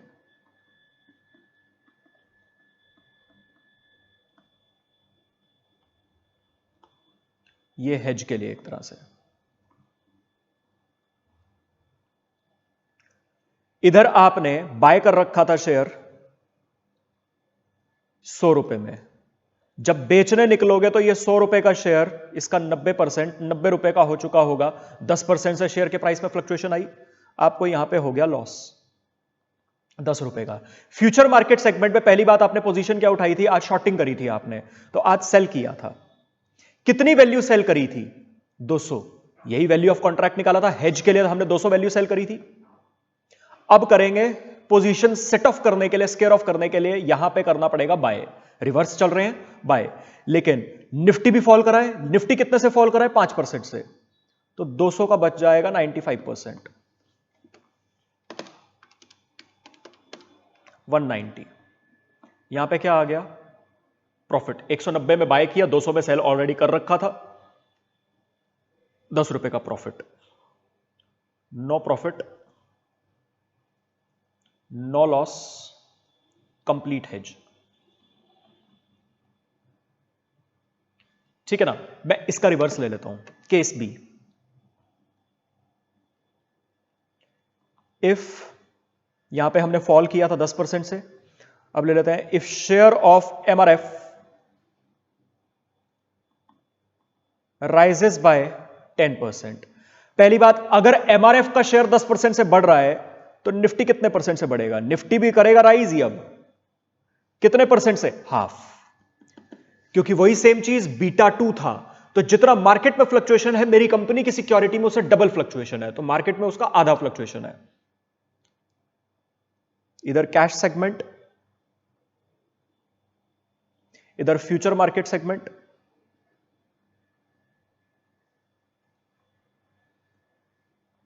हेजिंग के लिए अब कैश सेगमेंट में आपने आज बाय कर रखा था 100 रुपए का, कल सेल करोगे, जब सेल करोगे तो एमआरएफ का शेयर 10% से बढ़ चुका होगा, इसका 110%, 110 आपको कैश सेगमेंट में प्रॉफिट हो गया। लेकिन यहां पे आपने ऑपोजिट पोजीशन उठाई थी, आज सेल किया हुआ था 200 रुपए, 200 रुपए की वैल्यू आपने उठाई थी जो हमने निकाली थी बाय। जब बाय करेंगे तो निफ्टी भी बढ़ चुका है, लेकिन 5% से 210। यहां पे 210 में बाय करना पड़ गया, आप 210 में सेल किया तो यहां पे लॉस हो गया आप 10 रुपए का। अभी भी no profit overall, no loss. क्यों? क्योंकि आपने कंप्लीट हेज किया था। आई गेस आपको यहां पे ये समझ आया। अच्छा, यहां पे केस भी जैसे ही मैं यहां पे समझाता हूं, एक डाउट आता है, क्वेरी आती है, सर अगर ऐसा भी हो सकता है कि मेरे को कैश सेगमेंट में सीधा सीधा प्रॉफिट आ रहा था तो कोई इंसान हेज करेगा क्यों? देखो ऐसा है, मार्केट में कुछ भी आपको 100% श्योरिटी के साथ नहीं पता होता। आज आपने मार्केट में इन्वेस्टमेंट करी, कैश सेगमेंट मार्केट में, आपको आज डर लग रहा था कि शेयर का प्राइस फॉल हो गया तो मेरे को लॉस हो जाएगा। उस डर को, उस चिंता को दूर करने के लिए आपने हेजिंग कर ली। कल को आपकी वो चिंता रियलाइज ना हुई, कल को जो आपको डर लग रहा था वो चीज सच ना हुई तो कोई दिक्कत थोड़ा ना है भाई। आपको जब डर लग रहा था तब आपने हेजिंग करी थी, अब कर ली हेजिंग, कल को वो डर आपका रियलाइज नहीं हुआ, कल को जो आपको रिस्क लग रहा था वो रिस्क रियलाइज नहीं हुआ तो कोई दिक्कत नहीं है। आपको कैश सेगमेंट में प्रॉफिट आएगा लेकिन उधर आपको गंवाना पड़ेगा। अगर आप कहते हो नहीं हो सकता था ऐसा, अगर ऐसा हो सकता है मैं हेजिंग नहीं करूंगा तो मत करो, लेकिन फिर ऐसा भी हो सकता था और फिर ऐसा भी हो सकता था, फिर तो हेजिंग वगैरह करो ही मत, फिर तो खुला इन्वेस्टमेंट करो। हो सकता है प्रॉफिट हो जाए, हो सकता है लॉस हो जाए। हेजिंग है ही यही कि आज अगर मेरे को कुछ ज्यादा ही डर लग रहा है तो मैं अपने सिर से टेंशन हटाने के लिए, चिंता हटाने के लिए हेजिंग कर लेता हूं। लेकिन उसका मतलब यह नहीं है अगर उल्टा केस हो गया तो सर तब भी आपको कुछ कमाओगे नहीं, क्योंकि एक सिंपल सी चीज है, एक नॉर्मल, अगर इसमें मैं एक जवाब दूं इस क्वेरी का, अगर किसी के मन में अभी भी रह जाए तो सर 12वीं में आप एक बात पढ़ते थे बिजनेस स्टडीज में, हायर द रिस्क हायर में बी द प्रॉफिट। जैसे ही आपने कैश सेगमेंट मार्केट के रिस्क एक्सपोजर को कम करने के लिए हेजिंग करी, आपने अपना रिस्क कम कर दिया। अगर रिस्क कम किया है तो सर रिटर्न कम होगा, ठीक है ना, बट ऑब्वियस ही बात है यहां पे अगर लॉस बच रहा था तो यहां पे प्रॉफिट भी नहीं आएगा, ठीक है ना। अच्छा, आई गेस वैसे तो यहां से काफी बच्चों को समझ आ गया होगा कि बीटा के बेसिस पर मैंने ये फॉर्मूला अब आपको क्यों लिखवाया था, current value of portfolio into existing beta of portfolio. क्योंकि सिंपल सी चीज है, जो ये बीटा होता है अल्टीमेटली इस रेलेवेंस की वजह से, जो मैंने आपको यहां पे बताया, fluctuation in companies share divided by fluctuation in market, इसी में इस चीज का लॉजिक है। अल्टीमेटली अगर मेरा शेयर, अगर बीटा किसी कंपनी का जैसे यहां पे 2 आया, मतलब अगर मेरी कंपनी का शेयर 1% से फ्लक्चुएट कर रहा है तो मार्केट आधे % से फ्लक्चुएट करेगी। ठीक है ना। मेरे कहने का मतलब है अगर मैं इंडेक्स के फ्यूचर में कॉन्ट्रैक्ट उठा रहा हूं और जो इंडेक्स है वो मेरी कंपनी के शेयर के रिलेशन में किसी अलग रेट पर फ्लक्चुएट करेगा, तो सर मेरे को वैल्यू भी उसी के अकॉर्डिंग हेज करनी पड़ेगी। अगर मैं सेम वैल्यू उठा लूं, मान लो यहां पे शेयर में अगर 100 रुपए उठा रखा था, मैं हेजिंग भी अगर 100 रुपए की कर दूं, तो सर मेरी कंपनी 100% हेजिंग कभी यहां पे होगी ही नहीं। फॉर द सिंपल रीजन, यहां पे मैं दोबारा एक बार रिपीट करता हूं, जो बीटा होता है अल्टीमेटली बीटा ही डिसाइड करता है, या बीटा ही एक तरह से डिसाइडिंग फैक्टर होता है कि मार्केट किस रेट पर फ्लक्चुएट कर रही है इन कंपैरिजन विद कंपनी का शेयर। अगर कंपनी का शेयर 10% पे फ्लक्चुएट कर रहा है जैसे यहां पे, और बीटा 2 था, तो मार्केट 5% पे फ्लक्चुएट कर रही थी। जितना नुकसान मेरे को कैश सेगमेंट में हो रहा था शेयर पे, उतना नुकसान मेरे को निफ्टी में नहीं होगा। दोबारा रिपीट करता हूं, लिख कर बताता हूं एक बार ताकि किसी को कोई कंफ्यूजन ना रह जाए। जैसे यहां पे बीटा था 2 और सिक्योरिटी कंपनी का शेयर 10% से फॉल कर रहा था अगर, तो इसके कंपैरिजन में निफ्टी 10% पे फॉल नहीं कर रहा था, क्योंकि बीटा था 2। मतलब मेरी कंपनी डबल रेट से फ्लक्चुएट कर रही है, मेरी कंपनी डबल रेट से फॉल कर रही थी। निफ्टी 5% पे फॉल करेगा। मतलब यहां पर सिक्योरिटी में इन्वेस्टमेंट आपने कैश सेगमेंट में कर रखी है, यहां पर ज्यादा फॉल है, इस वजह से यहां का लॉस ज्यादा है। अगर मैं स्ट्रेट अवे सेम वैल्यू की हेजिंग निफ्टी में कर दूं, जितनी वैल्यू मैंने कैश सेगमेंट में इन्वेस्ट कर रखी है, तो सर यहां पर 10% के फॉल की वजह से 10% के हिसाब से नुकसान होगा, जबकि निफ्टी में 5% के फॉल की वजह से लॉस तो होगा, लेकिन कंपैरेटिवली कम लॉस होगा। यहां पे लेस लॉस है। आई गेस आपको समझ आया यहां पे। तो यहां पे कम लॉस है, यहां पे ज्यादा लॉस है, ठीक है। लेकिन ये जो कम लॉस है, ताकि यहां पे निफ्टी में ये लॉस ना आए, मैं यहां पे रिवर्स पोजीशन उठा लेता हूं। ठीक, मतलब यहां पे अगर मैंने बाय कर रखा है और फिर सेल करना है, और सेल मेरे को सस्ते में करना पड़ रहा है क्योंकि शेयर 10% से फ्लक्चुएट कर रहा है, तो निफ्टी में मैंने आज सेल कर दिया, कल बाय करूंगा। निफ्टी में आज सेल कर दिया, कल सस्ता बाय करूंगा, लेकिन कितना सस्ता? 5% सस्ता। तो यहां का जो प्रॉफिट आएगा वो 5% के हिसाब से आएगा, 5% की फ्लक्चुएशन की वजह से आएगा। लेकिन यहां पे जो लॉस आ रहा है वो 10% की फ्लक्चुएशन की वजह से आ रहा है। इस वजह से मैं निफ्टी के फ्यूचर में जब हेजिंग करूंगा तो सेम वैल्यू नहीं उठा सकता हूं, मुझे यहां पे डबल वैल्यू उठानी पड़ेगी। ठीक है, क्योंकि अगर मैं यहां पे डबल वैल्यू उठाऊंगा, क्योंकि सेम वैल्यू पे तो 5% के हिसाब से प्रॉफिट होगा, अगर मैंने यहां पे डबल वैल्यू उठाई तो मेरा टोटल प्रॉफिट जाके 10% के बराबर के लॉस के बराबर पहुंच पाएगा। आई गेस आपको यहां पे समझ आया। तो सर एक बात बताओ, ये जो आप बीटा के हिसाब से बता रहे हो, ये तो फिर निफ्टी वगैरह सेंसेक्स वगैरह पे अप्लाई होगा ना? ये बात बिल्कुल सही है कि अगर आप यहां पे निफ्टी फ्यूचर्स की बात, मतलब मार्केट के रिलेशन में अगर आप बात करते हो हेजिंग की, तो ही ऐसा होगा। मतलब मैं यहां पे ये नहीं कह सकता हूं कि मैं हेजिंग करने के लिए यहां पे गोल्ड उठा लेता हूं, गोल्ड पे फ्यूचर कॉन्ट्रैक्ट कर लेता हूं, मैं यहां पे चांदी पे फ्यूचर कॉन्ट्रैक्ट कर लेता हूं। क्या सर तब भी ये लॉजिक लगेगा? तब नहीं लगेगा, तब और कुछ चीजें लगेंगी। आई गेस आपको यहां पे ये बात समझ आई। बीटा के हिसाब से हमने ये फॉर्मूला क्यों बनाया, current value of portfolio into existing beta. यहां पे मैं अगर एग्जिस्टिंग बीटा 5 कर दूं तो सर मेरे को 5 टाइम्स का हेज उठाना पड़ेगा फिर यहां पे। ठीक है, चलिए। अच्छा, इसी लॉजिक के रेफरेंस से तो अब मैं एक बात बोल सकता हूं, क्योंकि अभी तक मैंने जो बातें करी हैं वो कंप्लीट हेज की करी है। अब यहां पे एक हेडिंग डाली है, इसी में ही हेजिंग में ही, partial hedging.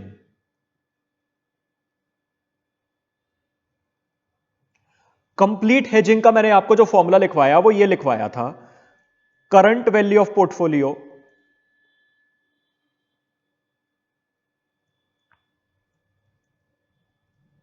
Multiply by existing beta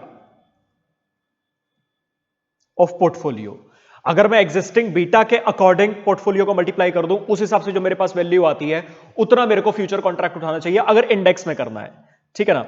multiply by partial hedging का मतलब क्या है कि फॉर एग्जांपल मेरा एट प्रेजेंट बीटा 2 है, लेकिन मैं 100% हेजिंग नहीं करना चाहता हूं, मैं कुछ हद तक अपना रिस्क एक्सपोजर कम करना चाहता हूं, 100% अपना रिस्क एक्सपोजर कम नहीं करना चाहता हूं, क्योंकि मुझे पता है कि अगर मैंने 100% अपना रिस्क एक्सपोजर कवर अप कर लिया हेजिंग करके, तो फिर तो मैं जीरो प्रॉफिट जीरो लॉस पे रहूंगा। मेरे को कुछ तो कमाना है, उसके लिए अगर मेरे को कुछ गंवाने का रिस्क उठाना भी पड़े, मैं उठाने को तैयार हूं।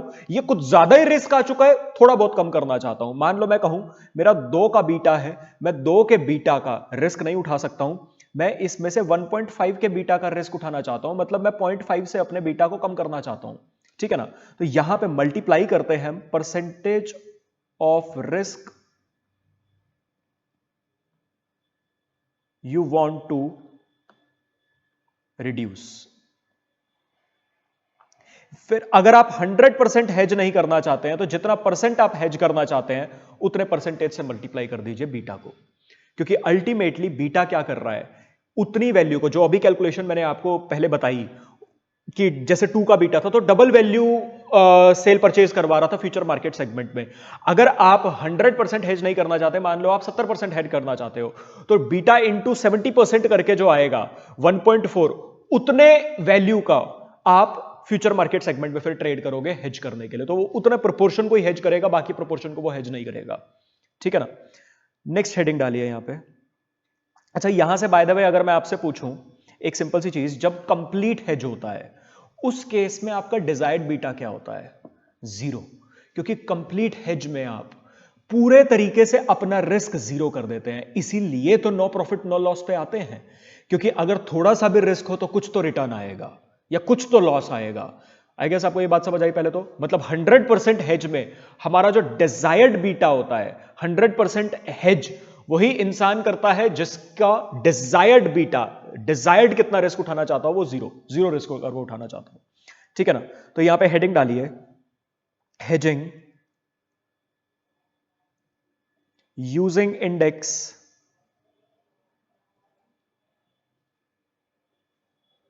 फ्यूचर्स बाय इंक्रीजिंग और डिक्रीजिंग बीटा।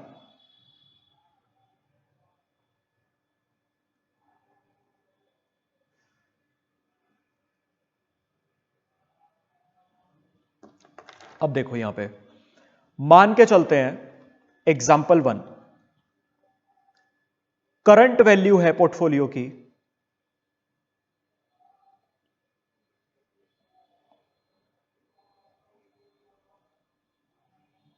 मान लो 200 रुपए। ठीक है ना? और मान लो बीटा है इस पोर्टफोलियो का 2, और मान लो डिजायर्ड बीटा आप अचीव करना चाहते हैं एग्जाम्पल के लिए 1.2। इसका मतलब आपका एग्जिस्टिंग बीटा 2 है, एग्जिस्टिंग रिस्क मतलब आप बीटा 2 होने का मतलब आपकी कंपनी का शेयर डबल टाइम से फ्लक्चुएट कर रहा है। आप कितने हद तक रिस्क उठाने को तैयार हैं? 1.2 तक की फ्लक्चुएशन आप उठाने को तैयार हैं। जो एक्स्ट्रा फ्लक्चुएशन हो रही है 0.8 की, वो फ्लक्चुएशन आप उठाने को तैयार नहीं है, उसके लिए आप हेजिंग करना चाहते हो। तो अब क्या करोगे? पहली बात, आपने पोर्टफोलियो में शेयर बाय कर रखे हैं, तो पहली बात तो पोजीशन क्या उठाओगे? Position in index future. Shorting करोगे, शॉर्ट पोजीशन। हेज करने के लिए ऑपोजिट पोजीशन उठाओगे। पहली चीज, value of index future contract, कितनी वैल्यू का हेज करोगे? आपकी करंट वैल्यू ऑफ पोर्टफोलियो, मैंने अभी ना इसका फॉर्मूला आपको लिखवाया नहीं है ताकि रटना ना पड़े, इसलिए मैं आपको एग्जांपल के थ्रू ही बात कर रहा हूं यहां पे। ठीक है ना? करंट वैल्यू ऑफ पोर्टफोलियो आपकी 200 है, मल्टीप्लाई बाय, नॉर्मली फॉर्मूला क्या था? Current value of portfolio multiply by existing beta. Existing beta तो 2 है, लेकिन अगर मैंने इतनी वैल्यू का हेज कर दिया तो मेरा डिजायर्ड बीटा क्या बन जाएगा? 0 बन जाएगा, क्योंकि यहां से तो ये कंप्लीट हेज की सिचुएशन हो गई। अगर मैंने 200 मल्टीप्लाई बाय 2 इतनी वैल्यू का हेज कर दिया, मेरे को डिजायर्ड बीटा कितना करना है? 1.2। तो मैंने यहां से माइनस किया 1.2। इसका मतलब 200 मल्टीप्लाई बाय 0.8 हुआ। तो 200 मल्टीप्लाई बाय 0.8, इतनी वैल्यू मेरी हेजिंग से कवर्ड अप हो जाएगी। तो कितना बीटा, कितना रिस्क हेजिंग ने कवर अप करवा दिया? 0.8। कितना अभी भी एक्सपोज्ड रह गया? 1.2। तो अब हेजिंग करने के बाद भी मेरा रिस्क एक्सपोजर कितना रह जाएगा? 1.2 का, वही मेरा डिजायर्ड था। ठीक है ना? तो ये आपके पास वैल्यू बचेगी 200 मल्टीप्लाई बाय 0.8, 160। मतलब आपकी कैश मार्केट सेगमेंट में इन्वेस्टमेंट 200 की है, इसके लिए आप हेजिंग कितने की करेंगे? 160 के हिसाब से आप हेजिंग करेंगे। आई गेस आपको बात समझ आई यहां पे। चलिए अब यहां पर उसके बाद एग्जाम्पल 2 नोट करिए। मान लो वही करंट वैल्यू ऑफ पोर्टफोलियो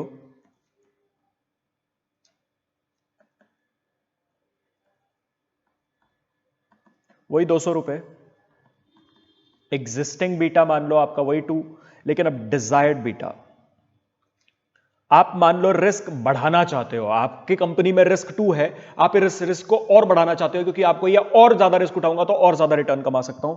मान लो आप 2.4 का डिजायर्ड बीटा चाहते हैं, तो पहली बात पोजीशन इन इंडेक्स फ्यूचर।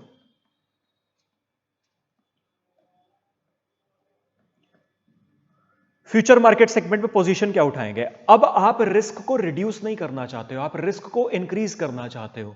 तो रिड्यूस करना चाहते हैं जब रिस्क को, तो ऑपोजिट पोजीशन उठाते हैं। जब रिस्क को बढ़ाना चाहते हैं तो सेम पोजीशन। आज भी हमने करंट वैल्यू ऑफ पोर्टफोलियो में लॉन्ग कर रखा है, फ्यूचर मार्केट सेगमेंट में भी लॉन्ग करेंगे, तो लॉन्ग पोजीशन। ठीक है ना? Value of index future contract, कितनी वैल्यू का हेज करेंगे यहां पे? अब तो भाई 200 रुपए थी आपकी current value of portfolio, multiply bye आपका ऑलरेडी 2 का बीटा है, आप इस बीटा को 2.4 पे पहुंचाना चाहते हैं, तो 2.4 माइनस 2, एक सेकेंड, ये जो आएगा इतनी वैल्यू का आप सेम पोजीशन और उठा लो फ्यूचर मार्केट सेगमेंट में, 80। आई गेस आपको समझ आया यहां पे। तो यहां पर अब अगर मैं क्रक्स लिखूं ना, व्हेन, आई होप आपको यहां पे समझ आ गया है, desired beta is less than existing beta,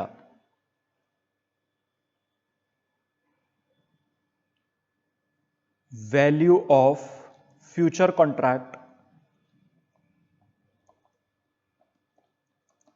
for hedging, current value of portfolio,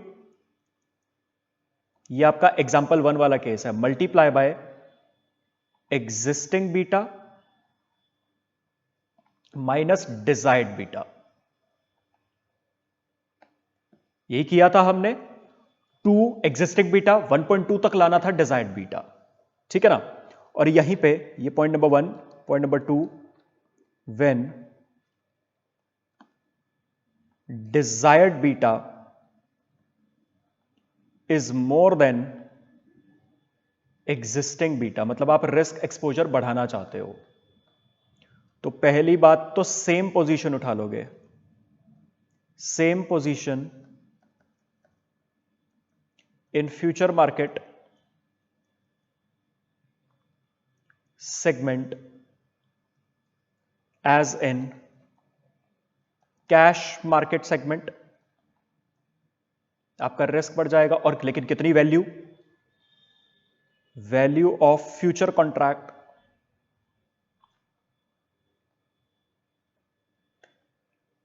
current value of portfolio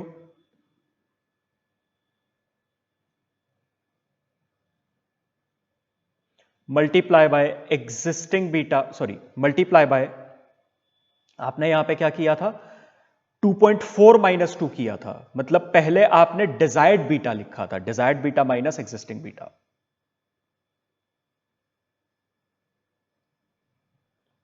तो आपको ये फॉर्मूले रटने की जरूरत नहीं है, लॉजिकल चीजें हैं कि कितना रिस्क उठाना चाहते हैं, कितना अभी भी एक्सपोजर रखना चाहते हैं, जो नहीं रखना चाहते हैं उतना डिफरेंशियल आपको हेज करना पड़ेगा, एज सिंपल एज दैट।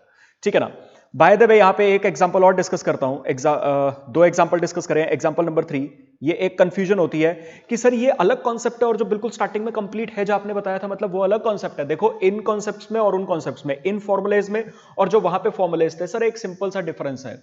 यहां पे आप पार्शियल हेजिंग कर रहे हो एक तरह से, जो मैंने ये बताया है, वहां पे आप कंप्लीट हेजिंग कर रहे थे। नहीं तो अगर मैं उसके भी फॉर्मुले बताऊं ना, वो अल्टीमेटली वही है, कंप्लीट हेजिंग वाला भी। कंप्लीट हेजिंग का फॉर्मुला मैंने कितना लिखवाया था आपको, बस current value of portfolio multiply by existing beta, यही लिखवाया था फॉर्मुला। सर वो अल्टीमेटली यही वाला फॉर्मुला है। कैसे, मैं एक बार एक एग्जांपल के थ्रू आपको वो भी बता देता हूं।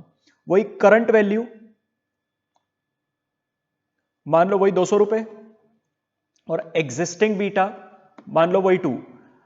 अगर मेरे को कंप्लीट हेज करना है तो मेरा डिजायर्ड बीटा कितना है? फिर तो मैं अपने इस पोर्टफोलियो का बीटा 0 करना चाहता हूं। कंप्लीट हेजिंग का तो मतलब यही हो गया कि 100% रिस्क कवर अप करना चाहता हूं, कंप्लीट हेज, ठीक है ना। तो इस केस में अगर मैं यही वाला तो आप यहां पे क्या कहोगे? आप अगर 0 बीटा उठाना चाहते हो अब, तो आप क्या करोगे? वैल्यू ऑफ फ्यूचर कॉन्ट्रैक्ट क्या रखोगे आप? 200 current value of portfolio into existing beta, बस खत्म। ये 400 आ जाता है। अब ये फॉर्मूले में फॉर्म में अगर मैं इसको डालूं, अल्टीमेटली ये वही है, current value of portfolio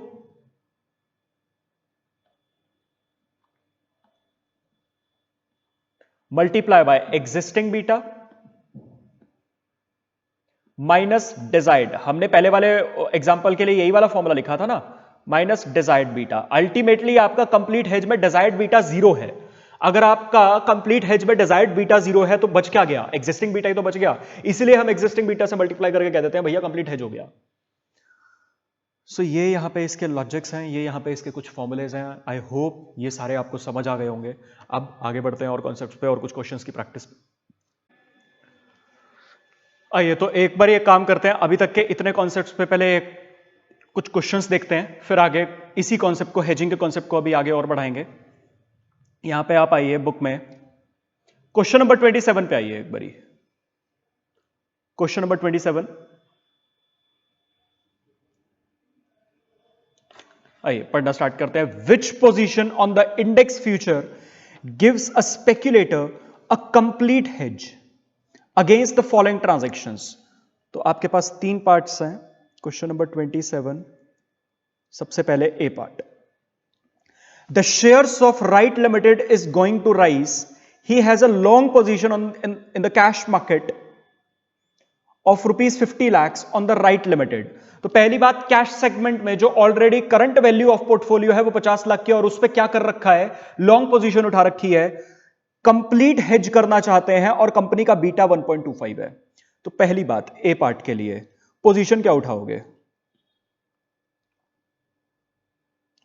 for complete hedge? आपने ऑलरेडी कैश मार्केट में लॉन्ग पोजीशन उठा रखी है, इन्वेस्टमेंट कर रखी है, तो आप हेजिंग के लिए शॉर्टिंग करोगे। Short position on index futures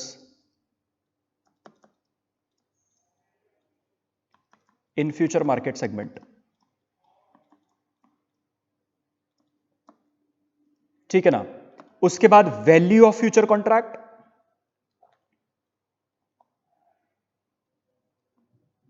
कितनी वैल्यू के फ्यूचर कॉन्ट्रैक्ट करोगे हेजिंग के लिए? और आपको परफेक्ट हेज चाहिए, कंप्लीट हेज करना है। तो फॉर्मूला कोट कर देंगे पहले तो, एक सेकेंड। अगर मैं प्रेजेंटेशन वाइज बात करूं तो पहले फॉर्मूला कोट कर देंगे, करंट वैल्यू ऑफ पोर्टफोलियो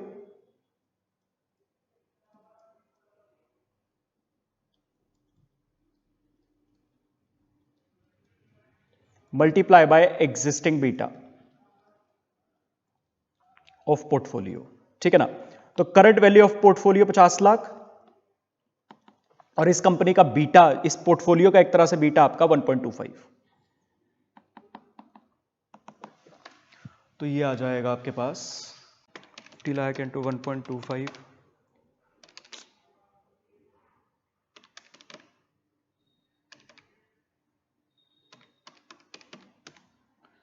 62,50,000। तो इतनी वैल्यू पे आप ऑपोजिट पोजीशन, शॉर्ट पोजीशन उठा लोगे इंडेक्स फ्यूचर में। अच्छा, बी पार्ट यही पूछा था बस आपसे, ए पार्ट के लिए सभी पार्ट्स में। B part, the share of Wrong Limited is going to depreciate. He has a short position on the cash market. Cash market में शॉर्टिंग कर रखी है, तो फ्यूचर मार्केट सेगमेंट में हेजिंग के लिए क्या करेंगे, लॉन्ग पोजीशन उठा लेंगे। 25 लाख रुपए की वैल्यू ऑफ पोर्टफोलियो है और इसका बीटा 0.9 है, तो पहले तो वही पोजीशन क्या उठाओगे, long position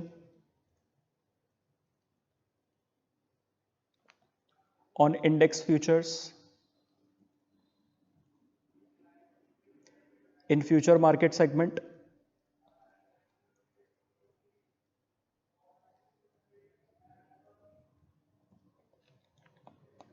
value of future contract, existing value of portfolio 25 lakh into existing beta 0.9, तो इस हिसाब से कितनी वैल्यू का हेज करना पड़ेगा, 22,50,000, ठीक है ना। इसी तरीके से C part, the share of fair limited is going to stagnant, he has a short position on the cash market at ₹20 lakh, तो पहली बात कैश मार्केट में शॉर्टिंग कर रखी है, 20 लाख रुपए की वैल्यू ऑफ पोर्टफोलियो है। उसके बाद the beta of the fair limited is 0.75, तो कंप्लीट हेजिंग के लिए पहले तो पोजीशन, अगेन हमने कैश मार्केट में क्या कर रखी है, शॉर्टिंग कर रखी है, तो हम यहां पे लॉन्ग पोजीशन उठाएंगे on index futures in future market segment,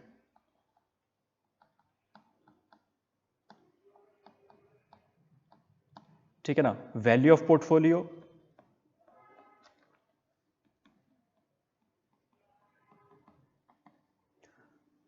existing value of portfolio 20 lakh और बीटा है 0.75, यहां पे अभी डिजायर्ड बीटा वाला कुछ नहीं था इस क्वेश्चन में, point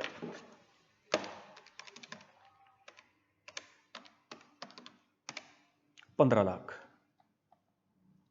and this is it. ये था आपका ये क्वेश्चन, बिल्कुल आसान कॉन्सेप्चुअल बेस्ड था वैसे तो, और ये मत समझना ऐसे क्वेश्चन पेपर में आते नहीं होंगे या जो भी है, ये भी आपका पास्ट ईयर का ही क्वेश्चन है वैसे, ठीक है ना, कोई दिक्कत नहीं है। एक क्वेश्चन और करते हैं, प्रैक्टिस कर रहे हैं। आप आइए क्वेश्चन नंबर 28 पे आइए।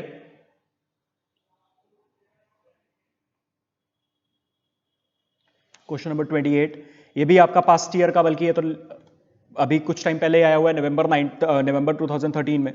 पढ़ना स्टार्ट करते हैं क्वेश्चन।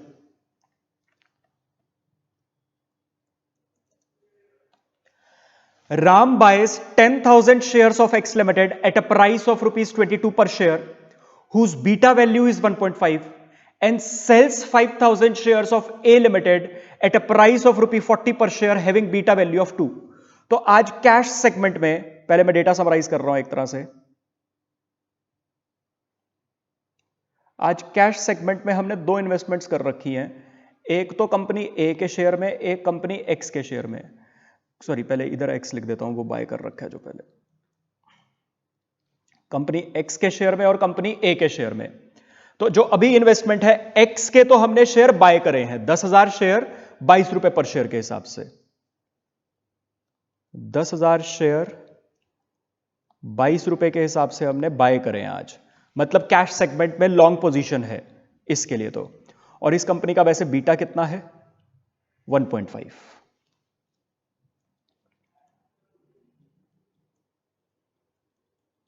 ठीक है ना। इसी तरीके से ए में, and sells 5,000 shares of A limited at a price of 40 per share, तो ए लिमिटेड के 5,000 शेयर्स एट 40 पर शेयर हमने सेल कर रखे हैं। ये कैश सेगमेंट में है दोनों, ठीक है ना, मतलब एक्स के शेयर पे लॉन्ग पोजीशन उठा रखी है और ए के शेयर पे शॉर्ट पोजीशन उठा रखी है कैश सेगमेंट में, और ए का बीटा आपको क्वेश्चन में दिया हुआ है 2। आगे, he obtains a complete hedge by Nifty Futures. Nifty futures पे फ्यूचर ट्रेडिंग करके फ्यूचर मार्केट सेगमेंट पे कंप्लीट हेज उठा रखा है, और निफ्टी जो फ्यूचर था वो 1,000 रुपए का एक था, ठीक है ना। अब ये टोटल वैल्यू नहीं है जो हम निकालते हैं, वैल्यू ऑफ फ्यूचर्स कॉन्ट्रैक्ट, वो नहीं है, एक कॉन्ट्रैक्ट 1,000 रुपए का है, पता नहीं कितने कॉन्ट्रैक्ट उठाने पड़े होंगे कंप्लीट हेज करने के लिए। He closes out his position at the closing price of the next day, अगले दिन नेट पोजीशन आ रही है स्क्वायर ऑफ ओरिया transaction, where the share of X limited dropped by 2%। X का प्राइस 2% से फॉल कर गया, share of A limited appreciated by 3%, इसका प्राइस 3% से अप्रिशिएट कर गया। Nifty futures dropped by 1.5%। आपने निफ्टी फ्यूचर्स में क्या पोजीशन उठाई थी वो अलग बात है, लेकिन वैसे निफ्टी जो है वो 1.5% से गिर गया, ठीक है ना। What is the overall profit और लॉस टू राम? ये सब करने के बाद ओवरऑल प्रॉफिट और लॉस क्या आएगा?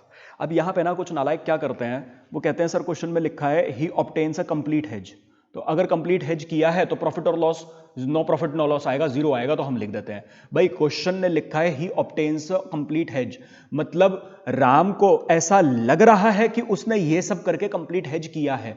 आप निकाल के तो देखो प्रॉफिट और लॉस, अगर कुछ आ गया प्रॉफिट और लॉस मतलब उसको लग रहा था कंप्लीट हेज कर लिया, उसने किया नहीं है कंप्लीट हेज, जो कि ऐसा ही होगा इस क्वेश्चन में। आइए देखते हैं।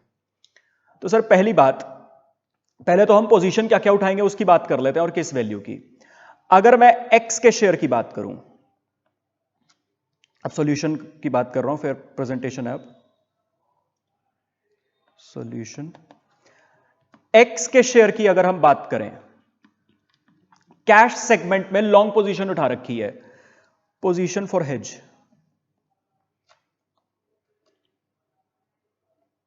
हेजिंग करने के लिए क्या पोजीशन उठाई होगी? आज कैश सेगमेंट में बाय कर रखा है, तो आज की आज हेजिंग करने के लिए फ्यूचर मार्केट सेगमेंट में क्या किया होगा?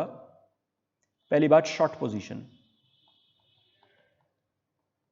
सेल, ठीक है। ये पोजीशन आज हमने उठाई होगी। वैल्यू ऑफ फ्यूचर कॉन्ट्रैक्ट कितने के?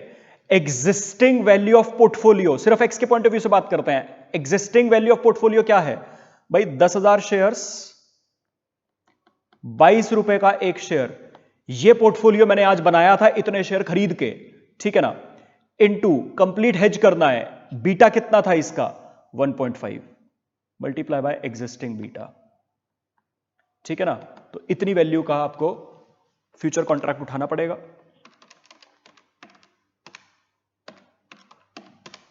3,30,000।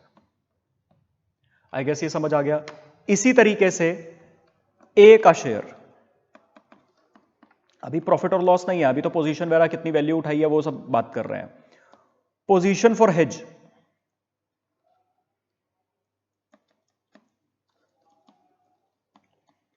और ये हेजिंग के लिए जो पोजीशन उठाई होगी, पहली बात ये फ्यूचर मार्केट सेगमेंट में, दूसरी बात किसमें? इंडेक्स फ्यूचर्स में। क्या पोजीशन उठाई होगी? ए के आज शेयर बेच रखे हैं, कैश सेगमेंट में शॉर्टिंग कर रखी है, तो फ्यूचर मार्केट सेगमेंट में हेजिंग के लिए लॉन्ग पोजीशन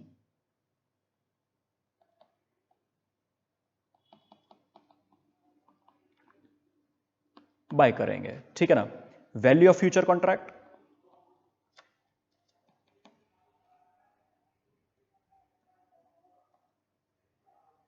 कितनी वैल्यू के? Existing existing value of portfolio 5,000 share 40 रुपए के हिसाब से, भले ये सेलिंग वाला पोर्टफोलियो था, वैल्यू ऑफ पोर्टफोलियो तो हमने सेलिंग पे यही बना रखी थी 5,000 इंटू 40। कंप्लीट हेज करना है ऐसा सोचा था, तो बीटा कितना है इस कंपनी का? कितना था बीटा? इसका था 2,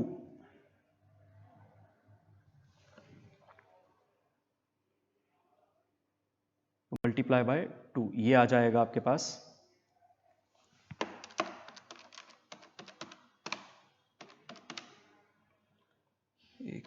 5,000 इंटू 40 था ना, हाँ, तो ये आ जाएगा 4 लाख। अब यहां पे हम इसका प्रॉफिट और लॉस कैलकुलेट कर लेते हैं, ठीक है। अभी तो हमने एक बारी हेज की पोजीशन वगैरह हमने क्या सेलेक्ट करी यहां पे, और कितनी वैल्यू का हेज किया अभी तो हमने वो निकाल लिया। आइए अब कैलकुलेशन ऑफ प्रॉफिट और लॉस। ओहो, एक सेकेंड,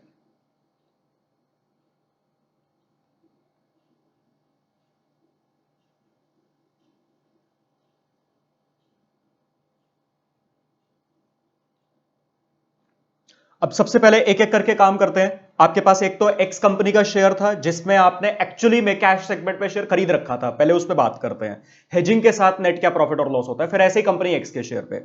तो पहले कंपनी, सॉरी, इसी तरीके से कंपनी ए के शेयर पे। तो पहले कंपनी एक्स, इसके शेयर पे कैश सेगमेंट। पहले तो आपने ओरिजिनल जो इन्वेस्टमेंट थी, ये ध्यान रखिएगा, मैं फिर से बोल रहा हूं, ओरिजिनल इन्वेस्टमेंट को यहां पे कुछ नहीं करते, वहां पे जो एक्सपोजर आ चुका वो आ चुका। अब जो भी चेंजेस करते हैं अकॉर्डिंगली हम हेज पोजीशन में चेंजेस करते हैं, ठीक है ना। तो ओरिजिनली तो हमने 10,000 शेयर्स 22 रुपए के हिसाब से कंपनी एक्स के खरीद रखे थे, जिसकी वैल्यू यहां पे लिख रखी है, ये रहा, closing price of the next day when the share of X limited dropped by 2%। तो हमने यहां पे कैश सेगमेंट पे क्या होगा, कंपनी एक्स पे बाय कर रखे हैं शेयर, कितने शेयर, 10,000 शेयर बाय कर रखे हैं हमने, पर शेयर 22 रुपए के हिसाब से। तो एक तरह से 2,22,000 की बाइंग है हमारी एक तरह से इस शेयर में। और अगले दिन जब स्केयर ऑफ करने के लिए कैश सेगमेंट में, क्योंकि कैश सेगमेंट में बाय कर रखा है, ये एक्सपोजर है, यहां पे अगर प्राइसेस फॉल हो रहे हैं वो एक्सपोजर है, यहां पे तो लॉस होगा ही होगा। 10,000 शेयर्स बेचे जाएंगे, 22 रुपए का शेयर फॉल हो जाएगा 2% से 98% की वैल्यू बच जाएगी, ठीक है ना। तो ये सेल वैल्यू आ जाएगी आपके पास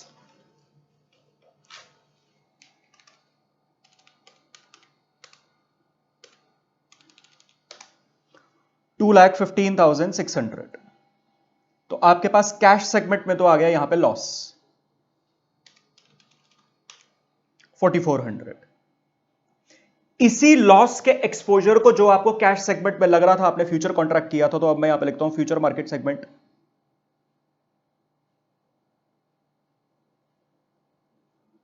बेसिकली जिसमें आपने हेज किया है। कितनी वैल्यू का हेज किया था आपने कंपनी एक्स के शेयर के लिए, 3,30,000 की वैल्यू का आपने हेज किया था, ठीक है ना। और इस 3,30,000 की वैल्यू का जब आपने फ्यूचर हेज किया था, तो आपने पोजीशन कौन सी उठाई थी, शॉर्टिंग उठाई थी, सेल किया था। हेजिंग आप किस में कर रहे थे, निफ्टी में। तो निफ्टी फ्यूचर आपने सेल किया था 3,30,000 का, निफ्टी फ्यूचर सेल 3,30,000। अब फ्यूचर मार्केट सेगमेंट में जो हेजिंग की ट्रांजैक्शन आपने करी थी, उसमें फ्यूचर, निफ्टी के फ्यूचर को सेल किया था, यहां पे इसको स्केयर ऑफ करने के लिए निफ्टी फ्यूचर को अब बाय करोगे, ठीक है ना। लेकिन निफ्टी फ्यूचर जब बाय होगा, इसकी ओरिजिनल वैल्यू तो 3,30,000 थी जब आपने सेल किया था। यहां पे लिखा हुआ है, he closes out his position at the closing price of the next day when the share of X Limited dropped by 2%, share of A Limited appreciated by 3% and Nifty futures dropped by 1.5%। तो Nifty future आपका 1.5% से गिर गया, इसकी value बच जाएगी 98.5%, सीधा सीधा 3,30,000 मल्टीप्लाई बाय 98.5%, ये आ जाएगा 325,050। यहां पे आपको इसी ट्रांजैक्शन में हो गया प्रॉफिट, क्योंकि अब आपने सस्ता बाय किया है यहां पे निफ्टी फ्यूचर और महंगा बेचा है, ठीक है ना। तो प्राइसेस फॉल करे हैं, निफ्टी भी फॉल किया है, यहां पे निफ्टी 1.5% से फॉल किया है, शेयर भी फॉल किया है, शेयर 2% से फॉल किया, दोनों ही फॉल किया है। लेकिन एक जगह पे प्राइसेस गिरने की वजह से कैश सेगमेंट में नुकसान हुआ है, तो फ्यूचर सेगमेंट में क्योंकि आपने ऑपोजिट पोजीशन उठाई थी, तो वहां पे फायदा हो गया। कितना फायदा आएगा, ये 4,950। तो यहां पे ये आपका प्रॉफिट आ गया, ठीक है ना। तो नेट अगर आप देखोगे, कैश सेगमेंट में नुकसान था 4,400 का, 4,950 का आपको यहां पे प्रॉफिट हुआ। तो कंपनी एक्स के शेयर पे आपको नेटिंग में प्रॉफिट ही हुआ है। इसी तरीके से आप कंपनी ए की बात करते हैं। कंपनी ए, पहले वही कैश सेगमेंट, कंपनी ए के ओरिजिनल मार्केट में कैश सेगमेंट में आपने शेयर्स सेल किए थे, 5,000 शेयर 40 रुपए पर शेयर के हिसाब से। तो सेल किए थे 5,000 शेयर्स 40 रुपए के हिसाब से, तो 2 लाख रुपए की आपकी सेलिंग वैल्यू थी। अब यहां पे ट्रांजैक्शन को स्केयर ऑफ करने के लिए आप बाय करोगे वही 5,000 शेयर्स, लेकिन जो कंपनी ए है उसका शेयर अप्रिशिएट किया था, share of A limited appreciated by 3% into 103%, ठीक है ना। तो यहां पे बाइंग वैल्यू आ जाएगी आपके पास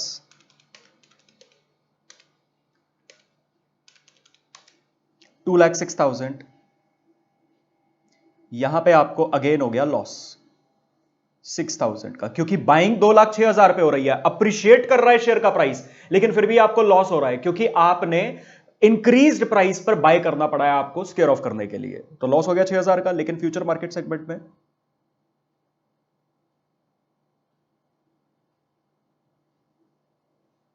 जिसमें आपने हेजिंग करी है, उसमें आपने अब कंपनी ए के लिए आपने ऑपोजिट पोजीशन उठाई थी, यहां पे आपने लॉन्ग पोजीशन उठाई थी निफ्टी फ्यूचर में, मतलब 4 लाख में आपने फ्यूचर खरीदा हुआ है निफ्टी का।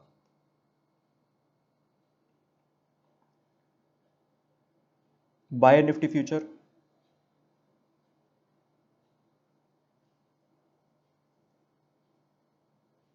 ₹4 लाख। अब सेल करोगे निफ्टी फ्यूचर, अब सेल करोगे निफ्टी फ्यूचर इसको स्क्वेयर ऑफ करने के लिए, लेकिन निफ्टी फ्यूचर की जो वैल्यू है, भले ही आपके ए कंपनी के शेयर की वैल्यू अप्रिशिएट कर गई थी, लेकिन आपके निफ्टी फ्यूचर की वैल्यू तो 1.5% से फॉल ही करी है, तो यहां पे आपको हेजिंग में भी नुकसान हो गया। 4 लाख इंटू इसकी वैल्यू रह जाएगी 98.5%, क्योंकि ये भी फॉल किया है,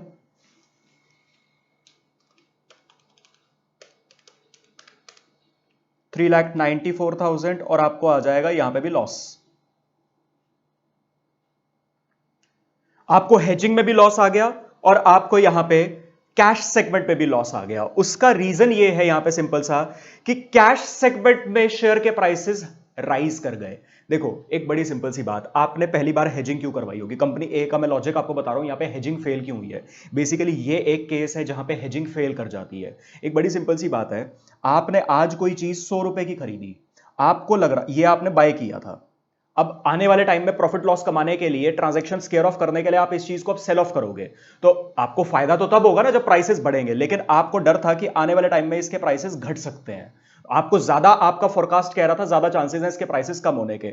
इस वजह से, इस डर की वजह से आपने हेजिंग करी थी, और हेजिंग में इस डर की वजह से आपने आज सेल किया था, इस उम्मीद में कि जब प्राइसेस यहां पे घटेंगे तो मेरे को कम प्राइसेस पे यहां पे सेल करना पड़ेगा, तो मैं एक और ट्रांजैक्शन कर देता हूं दूसरी मार्केट में जहां पे आज सेल कर देता हूं, और यहां पे भी जब प्राइसेस घटेंगे तो सस्ते प्राइस पे बाय कर लूंगा। यहां पे इसी ट्रांजैक्शन पे लॉस होगा, यहां पे इसी ट्रांजैक्शन पे फायदा होगा, लेकिन ये प्राइसेस सर बढ़ गए। अब इस प्राइसेस के बढ़ने की वजह से यहां पे तो आपको कुछ फायदा हो रहा था एक्चुअल में, लेकिन यहां पे आपको नुकसान हो जाएगा। आई होप आपको समझ आया, मतलब आपका जो फोरकास्ट था, जिसकी वजह से आपको चिंता हो रही थी कि आपको फ्यूचर में लॉस आ सकता है, जिसकी वजह से आपने हेजिंग करवाई थी, और फोरकास्ट ही आपका गलत हो गया। ठीक है ना। तो बेसिकली यहां पे ना एक क्वेश्चन ये भी बनता है, क्वेश्चन ये भी पूछ सकता है एक तरह से, या इस कॉन्सेप्ट की एक हेडिंग ये भी डल सकती है व्हेन, या इस क्वेश्चन की हेडिंग एक तरह से व्हेन हेजिंग फेल्स। इस पर्टिकुलर केस में हेजिंग फेल हो जाती है, तभी अगर आप देखेंगे यहां पे क्वेश्चन ने जैसे नेट लॉस मांगा था, तो नेट लॉस आपका क्या आएगा, कंपनी एक्स के शेयर में कैश सेगमेंट पे 4400 का लॉस है और फ्यूचर मार्केट सेगमेंट पे 4950 का प्रॉफिट है। तो यहां पे अगर मैं कैश सेगमेंट की बात करूं, तो एक्स में 4400 का लॉस और ए में 6000 का लॉस। तो कैश सेगमेंट में आपको लॉस है 4400 प्लस 6000, 10,400 का, दोनों कंपनीज में मिला के। फ्यूचर सेगमेंट में आपको लॉस है हेजिंग की वजह से पूरे पोर्टफोलियो पे, जो आपने कंपनी एक्स के शेयर पे हेजिंग करी थी उसमें तो आपको प्रॉफिट आ गया था 4950, लेकिन जो कंपनी ए के शेयर पे हेजिंग करी थी उसमें लॉस आ गया था 6000, तो नेट आपको हेजिंग में 1050 का लॉस ही है। ठीक है ना, ये आपका नेट लॉस आ गया या टोटल लॉस आ गया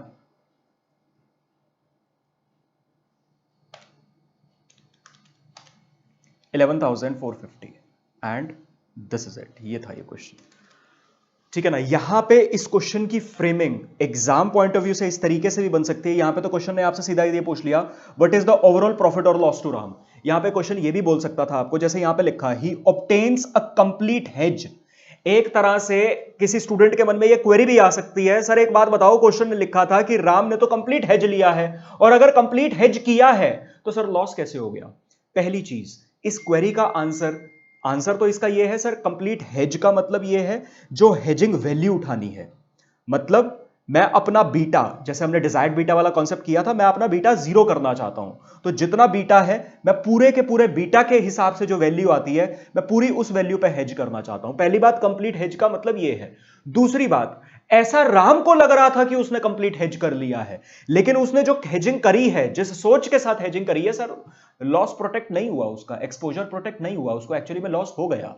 तो आपका क्वेश्चन ये भी बन सकता था यहां पे कि कमेंट करिए कि क्या राम ने जिस तरीके से हेजिंग करी है, क्या एक्चुअली में लॉस प्रोटेक्ट होगा, क्या एक्चुअली में एक्सपोजर उसका प्रोटेक्ट होगा? तो आंसर इज नो, एक्चुअली में इस हेजिंग के बाद भी उसको लॉस होगा। ठीक है ना? चलिए आगे बढ़ते हैं। अच्छा, यहां पे आपका ये क्वेश्चन तो खत्म हो गया है, लेकिन मैं अब आपको एक पर्टिकुलर चीज मेरे को आपको बतानी है। उसके लिए मैं इसी क्वेश्चन का एक रेफरेंस लेता हूं, फिर एक कॉन्सेप्ट लिखेंगे। ठीक है ना? सुनिए, जैसे हमने यहां पर कंपनी एक्स के पॉइंट ऑफ व्यू से बात कर लेते हैं। कंपनी एक्स के पॉइंट ऑफ व्यू से जब हमने हेजिंग करी थी फ्यूचर मार्केट सेगमेंट में, तो हमने पोजीशन यहां पे क्या उठाई थी कि हम शॉर्टिंग करेंगे 3,30,000 के निफ्टी फ्यूचर कॉन्ट्रैक्ट लिए थे। वैल्यू ऑफ फ्यूचर कॉन्ट्रैक्ट हमने 30,000 लिए थे। ठीक है ना? अब मान लो यहां पे एक तरह से value of Nifty future contract, आपके मन में आ रहा होगा सर बताना क्या चाह रहे हो, वो भी मैं बताता हूं, एक minute. Value of Nifty future contract हमने 3,30,000 का उठाया। अब मान लो मैं आपको कहूं एक फ्यूचर कॉन्ट्रैक्ट में 10 लॉट होंगे। मतलब कहने का यह है, आप जैसे फ्यूचर कॉन्ट्रैक्ट जब हम लेते हैं, जब फ्यूचर कॉन्ट्रैक्ट परचेज करते हैं, तो वो लॉट वाइज होता है। ऐसा नहीं है एक निफ्टी पे शर्त लगा दी, 2 निफ्टी पे शर्त लगा दी। फ्यूचर कॉन्ट्रैक्ट जब लेना होता है तो वो लॉट होता है। अब ये डिटरमाइन होता है, ब्रोकर टू ब्रोकर भी मैटर करता है कि वो एक कॉन्ट्रैक्ट में, एक फ्यूचर कॉन्ट्रैक्ट में कितने लॉट दे रहा है। जैसे एक फ्यूचर कॉन्ट्रैक्ट में 10 लॉट है, मतलब एक फ्यूचर कॉन्ट्रैक्ट में 10 निफ्टी है। ठीक है ना? ऐसे ही मान लो आपको 100 निफ्टी पे शर्त लगानी है, तो आपको कितने फ्यूचर कॉन्ट्रैक्ट खरीदने पड़ेंगे? एक फ्यूचर कॉन्ट्रैक्ट में 100, एक फ्यूचर कॉन्ट्रैक्ट में 10 लॉट हैं, तो आपको 10 फ्यूचर कॉन्ट्रैक्ट लेने पड़ेंगे, ताकि 10 फ्यूचर कॉन्ट्रैक्ट जब आप लोगे तो उसमें टोटल कितने हो जाएंगे? 100 हो जाएंगे। तो 100 निफ्टी पे आपकी शर्त लग जाएगी। आई होप आपको बात समझ आई। तो मान लो एक फ्यूचर कॉन्ट्रैक्ट में 10 लॉट हैं और एक लॉट की कीमत, एग्जांपल ले रहा हूं, एक लॉट की कीमत मान लो 100 रुपए है। ठीक? एक फ्यूचर कॉन्ट्रैक्ट में 10 लॉट हैं और एक लॉट की कीमत 100 रुपए है। ठीक है ना? मतलब एक फ्यूचर कॉन्ट्रैक्ट की कीमत कितनी हो गई फिर? Value of one future contract. और यहां पे निफ्टी फ्यूचर के रेफरेंस में बात कर रहे हैं, तो एक तरह से value of one Nifty future contract. एक कॉन्ट्रैक्ट में 10 लॉट थे और एक लॉट की कीमत 100 रुपए थी, तो 10 लॉट की कीमत 1,000 रुपए आ जाएगी, जो कि एक फ्यूचर कॉन्ट्रैक्ट की कीमत है। आई होप आपको बात समझ आई यहां पे। अब सर इससे आप अल्टीमेटली, ये तो बात समझ आ गई, लेकिन इससे अब आप क्या कंप्यूट करवाना चाह रहे हो, क्या कॉन्सेप्ट बताना चाह रहे हो? मैं अब आपसे अगर बोलूं कि आपको हेजिंग करने के लिए 3,30,000 का निफ्टी फ्यूचर कॉन्ट्रैक्ट खरीदने पड़े, आपको हेजिंग करने के लिए 3,30,000 के निफ्टी फ्यूचर कॉन्ट्रैक्ट खरीदने पड़े। अब अगर मैं आपसे पूछूं नंबर ऑफ कॉन्ट्रैक्ट बताना कितने खरीदने पड़े? रुपी, ये तो रुपी में है ना एक तरह से। आपको हेजिंग करने के लिए, इस क्वेश्चन के अकॉर्डिंग कंप्लीट हेज करने के लिए राम को 3,30,000 रुपए के निफ्टी फ्यूचर कॉन्ट्रैक्ट खरीदने पड़े। कितने कॉन्ट्रैक्ट खरीदने पड़े? Number of contracts, number of Nifty future contracts, कितने कॉन्ट्रैक्ट खरीदने पड़े? सर टोटल वैल्यू हेज करी है उसने 3,30,000 की, और एक कॉन्ट्रैक्ट की वैल्यू 1,000 रुपए थी, तो इसको 330 कॉन्ट्रैक्ट खरीदने पड़े होंगे। अब आपको बात समझ आई। एक कॉन्ट्रैक्ट की वैल्यू 1,000 रुपए, 330 कॉन्ट्रैक्ट खरीदेगा तो जाके 3,30,000 के निफ्टी फ्यूचर कॉन्ट्रैक्ट खरीदे जाएंगे। यहां से अगर मैं इसको फॉर्मूले में डालना चाहूं, ये फॉर्मूला क्या बनेगा? 3,30,000 आपने क्या लिखा है? Value of value of Nifty future contract, total value of Nifty future contract divided by 1,000 क्या था? Value of one Nifty future contract.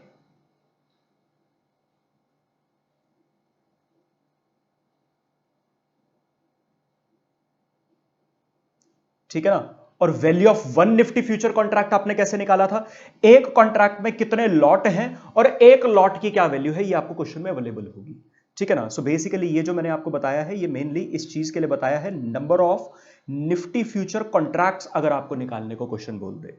I hope आपको समझ आ गया, जैसे यहां पे 330 कॉन्ट्रैक्ट्स आए थे। चलिए इस कॉन्सेप्ट को भी अब अलग से नोट डाउन भी कर लेते हैं। Number of index future contracts for hedging. चलिए फॉर्मूला लिखिए, total value of index future to be taken, कितनी टोटल वैल्यू लेनी पड़ रही है, जैसे 3,30,000 थी, divided by value of one index future contract.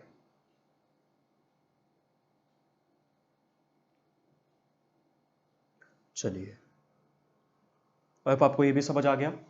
चलो अब एक काम करिए, नेक्स्ट हेडिंग डालिए, एक छोटा सा कॉन्सेप्ट है उसको एक एग्जांपल से समझेंगे, पहले नोट डाउन कर लेते हैं। बीटा ऑफ, हेडिंग है beta of cash and cash equivalents.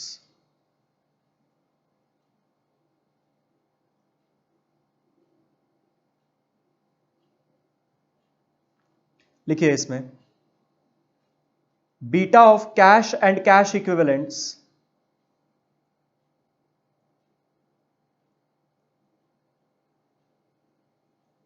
is 0 as they do not carry any risk.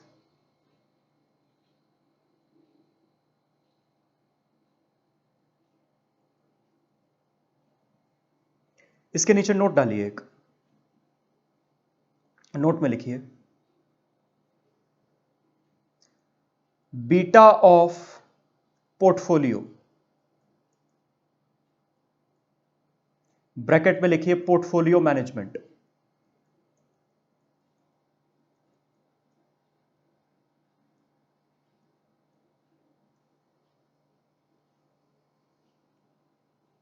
Beta of portfolio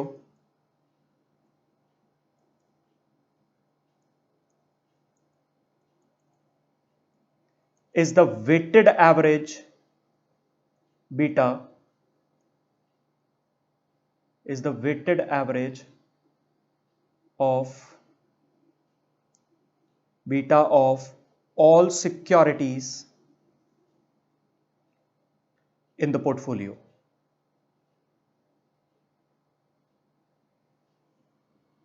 बस इतना लिखिए, उसके बाद एक एग्जांपल से ये सारा समझते हैं ये है क्या।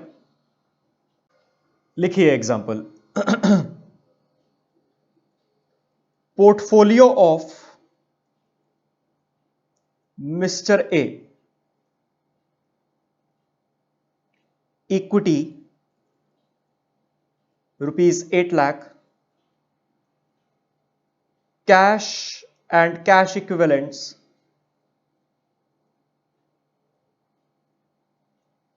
₹2 lakh. Beta of equity portfolio is equal to 0.69।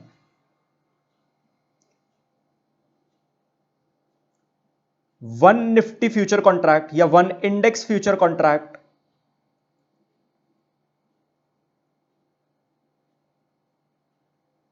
Is equal to 200 lots, one lot is equal to rupees, example के लिए 936, ठीक है ना। If mister A desired beta is 1.1, how much future contracts are needed या are required for hedging। ये example note down करिए, फिर यहां से देखते हैं कॉन्सेप्ट क्या है, क्या समझना चाह रहे हैं यहां पे। सुनिए, सबसे पहले तो मैंने आपको जो हेडिंग लिखवाई है, beta of cash and cash equivalents, जो बीटा फैक्टर मतलब रिस्क फैक्टर या risk index cash and cash equivalents का होता है, वो जीरो होता है। जीरो का मतलब इनमें कोई रिस्क नहीं है, क्योंकि कैश की वैल्यू तो भाई मेरे पास आज अगर 2000 रुपए का नोट है वो 2000 रुपए का ही रहेगा ना। उसकी purchasing power as per the inflation deflation in the country in the economy वो वेरिएट कर सकती है, बट 2000 का रुपी तो 2000 ही रहेगा। ऐसा तो नहीं है जैसे इक्विटी में आज अगर मैंने 2 लाख रुपए की इन्वेस्टमेंट करी है, कल को उसकी वैल्यू 2 लाख रुपए नहीं रही, ठीक है ना। अब मैं अगर वही शेयर जाके बेच रहा हूं तो मेरे को 2 लाख रुपए भी नहीं मिल रहे, ऐसा तो यहां पे नहीं होगा। तो इसीलिए इनका बीटा कहा जाता है जीरो, रिस्कलेस है, यहां पे कोई रिस्क नाम की कोई चीज ही नहीं आती है, ठीक है ना।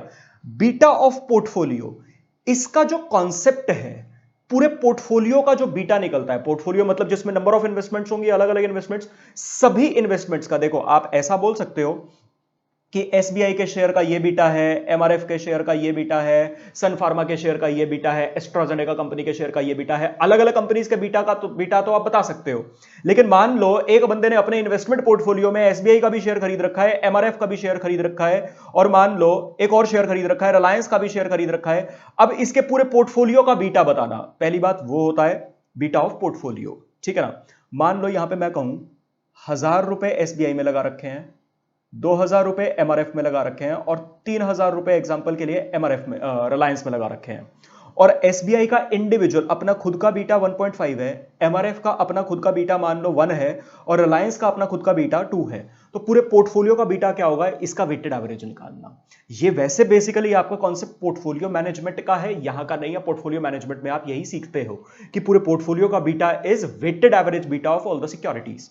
वेटेड एवरेज कैसे, वो वैसे मैं इस एग्जांपल में भी आपको बताऊंगा, लेकिन यहां से भी अगर हम देखें, इसी में अगर वेटेड एवरेज निकालना हो तो बड़ी सिंपल सी बात है, 1000 इन्वेस्टमेंट्स इंटू 1.5 प्लस 2000 की इन्वेस्टमेंट इंटू 1 प्लस 3000 की इन्वेस्टमेंट इंटू 2। तो इन्वेस्टमेंट वैल्यू के अकॉर्डिंग वेट लगाते जाओ, overall divided by 1000 plus 2000 plus 3000, ये करके आपके पास इससे डिवाइड करके आपके पास पोर्टफोलियो बीटा आ जाएगा, बीटा पोर्टफोलियो।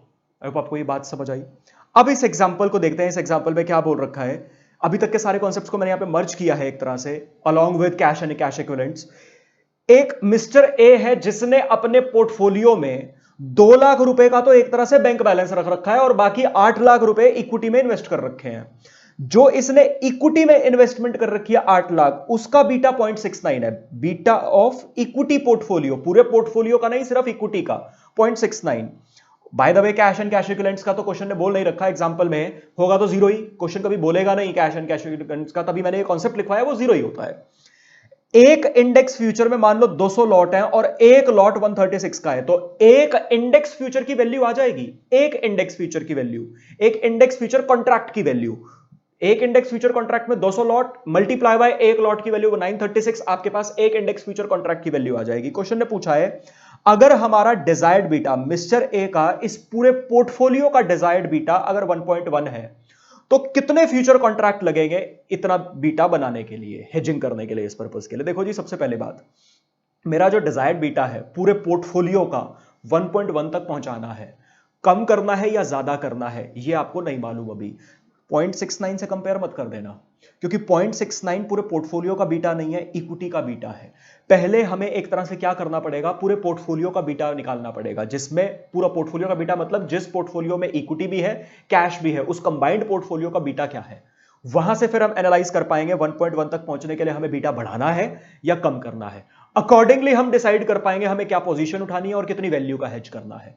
ठीक है, जब हमारे पास ये आ पाएगा कि कितनी वैल्यू का हेज करना है, तब जाके हम नंबर ऑफ कॉन्ट्रैक्ट्स निकाल पाएंगे। आइए, तो सबसे पहले क्या करना पड़ेगा इसके सॉल्यूशन में, बीटा ऑफ पोर्टफोलियो निकालना पड़ेगा, एग्जिस्टिंग पोर्टफोलियो का beta. Calculation of beta of existing portfolio. ठीक है ना, तो आपके पास पोर्टफोलियो में इन्वेस्टमेंट के नाम पर एक तो इक्विटी है,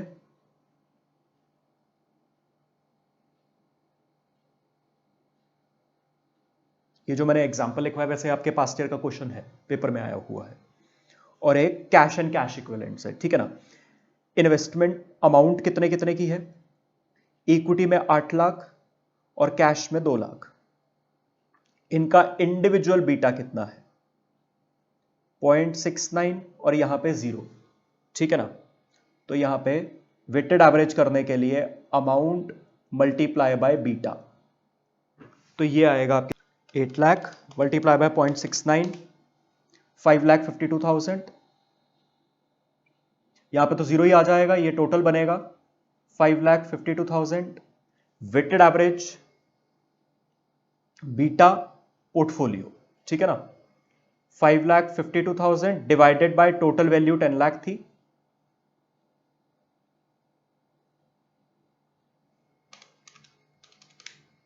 ये आपके पास आ जाएगा 0.552। मतलब मेरे पूरे पोर्टफोलियो का बीटा, जिसमें कैश भी है इक्विटी भी है, 0.552 है, वहां से मेरे को अपने बीटा को 1.1 तक लेके जाना है। आपको रिस्क बढ़ाना है या घटाना है? सर क्वेश्चन के अकॉर्डिंग फिर आपको एक तरह से रिस्क बढ़ाना है। देखो रिस्क जब कम करना होता है तो हम रिवर्स पोजीशन उठाते हैं हेजिंग के लिए। यहां पे इस एग्जांपल में आपको एक तरह से रिस्क बढ़ाना है, 0.552 से 1.1 तक बीटा को लेके जाना है, मतलब रिस्क बढ़ाना है। मतलब सेम पोजीशन पोर्टफोलियो में हमने इतनी इन्वेस्टमेंट कर रखी है, मतलब ये बाय कर रखा है, तो हमें हेज में भी क्योंकि रिस्क बढ़ाना है तो इसके लिए हम वहां पे भी सेम पोजीशन उठाएंगे, लॉन्ग करेंगे, ठीक है ना। तो पहले तो पोजीशन फॉर हेजिंग, तो यहां पे आपका ऑब्जेक्टिव है to increase the risk, to increase the risk, same position उठाएंगे, मतलब दैट इज लॉन्ग पोजीशन। तो पहले तो हमने ये पता लगा लिया भाई हेजिंग के लिए करना क्या है। अब वैल्यू कितनी हेज करनी है, value of future contracts. Formula क्या था यहां पे, करंट वैल्यू ऑफ पोर्टफोलियो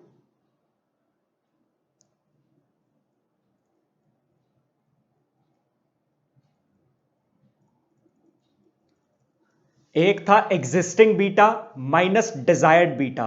यहां पे आप बीटा को बढ़ाना चाह रहे हो तो फॉर्मूला रिवर्स हो जाएगा, desired beta minus existing beta,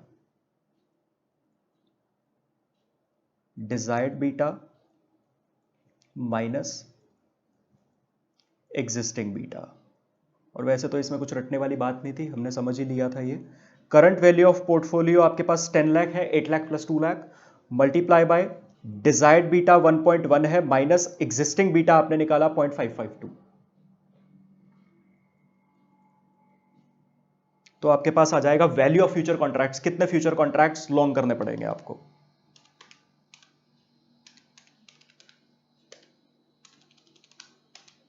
5,48,000। तो इतने वैल्यू के फ्यूचर कॉन्ट्रैक्ट्स आपको लॉन्ग पोजीशन उठानी पड़ेगी अगर आपको अपने पूरे पोर्टफोलियो का रिस्क 1.1 पे लेके जाना है। लेकिन आपसे क्वेश्चन ने मांगा था नंबर ऑफ फ्यूचर कॉन्ट्रैक्ट्स, तो मैं यहां पे निकालता हूं value of one future contract.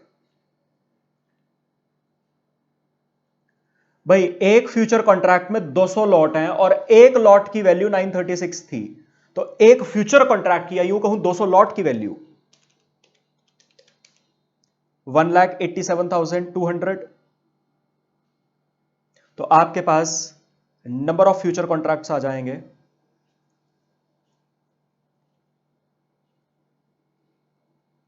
आपको टोटल 5,48,000 की वैल्यू वाले फ्यूचर कॉन्ट्रैक्ट उठाने पड़ रहे हैं और एक फ्यूचर कॉन्ट्रैक्ट की वैल्यू 1,87,200 है। तो यहां पे आपके पास नंबर ऑफ फ्यूचर कॉन्ट्रैक्ट्स आ जाएंगे 5,48,000 डिवाइडेड बाय 1,87,200, 2.93 और राउंड ऑफ करके 3 कॉन्ट्रैक्ट्स अप्रॉक्स, ठीक है ना। आपके मन में आएगा सर पॉइंट्स में उठा सकते हैं। देखो अगर आपका ब्रोकर ऑड लॉट की अपॉर्चुनिटी आपको दे रहा है जो कि बहुत कम होती है, अगर ऑड लॉट की अपॉर्चुनिटी दे रहा है तो आप ले सकते हैं, नहीं तो आपको फिर पूरा लॉट उठाना पड़ता है, तो उसमें आपको 3 लॉट ही लेना पड़ेगा, ठीक है ना। So this is it. ये था आपका ये वाला कॉन्सेप्ट। इसी वजह से इस तरीके के क्वेश्चंस में, मेरे कहने का मतलब है जो मैंने अभी आपको ये वाला कॉन्सेप्ट लिखवाया कैश एंड कैश इक्विवेलेंट्स का बीटा जीरो, एक तो ये पता भी होना चाहिए, दूसरी बात इसका कोई अलग से सेपरेट क्वेश्चन नहीं बनता है, इस तरीके के हेजिंग के बाकी क्वेश्चंस में मर्ज होकर इसका कॉन्सेप्ट बनता है, ठीक है ना। तो एक काम करते हैं, अभी आज की क्लास पे इतना ही, बाकी फिर अपना नेक्स्ट क्लास में करते हैं, इसी टॉपिक को आगे बढ़ाते हैं। मोस्ट प्रोबेबली आपका नेक्स्ट क्लास में फ्यूचर वाला चैप्टर ये खत्म हो जाएगा और फिर उसके बाद हम ऑप्शंस वाला पार्ट स्टार्ट कर देंगे डेरिवेटिव्स में ही अपना, ठीक है ना। चलिए आज के लिए फिर इतना ही, बाय बाय।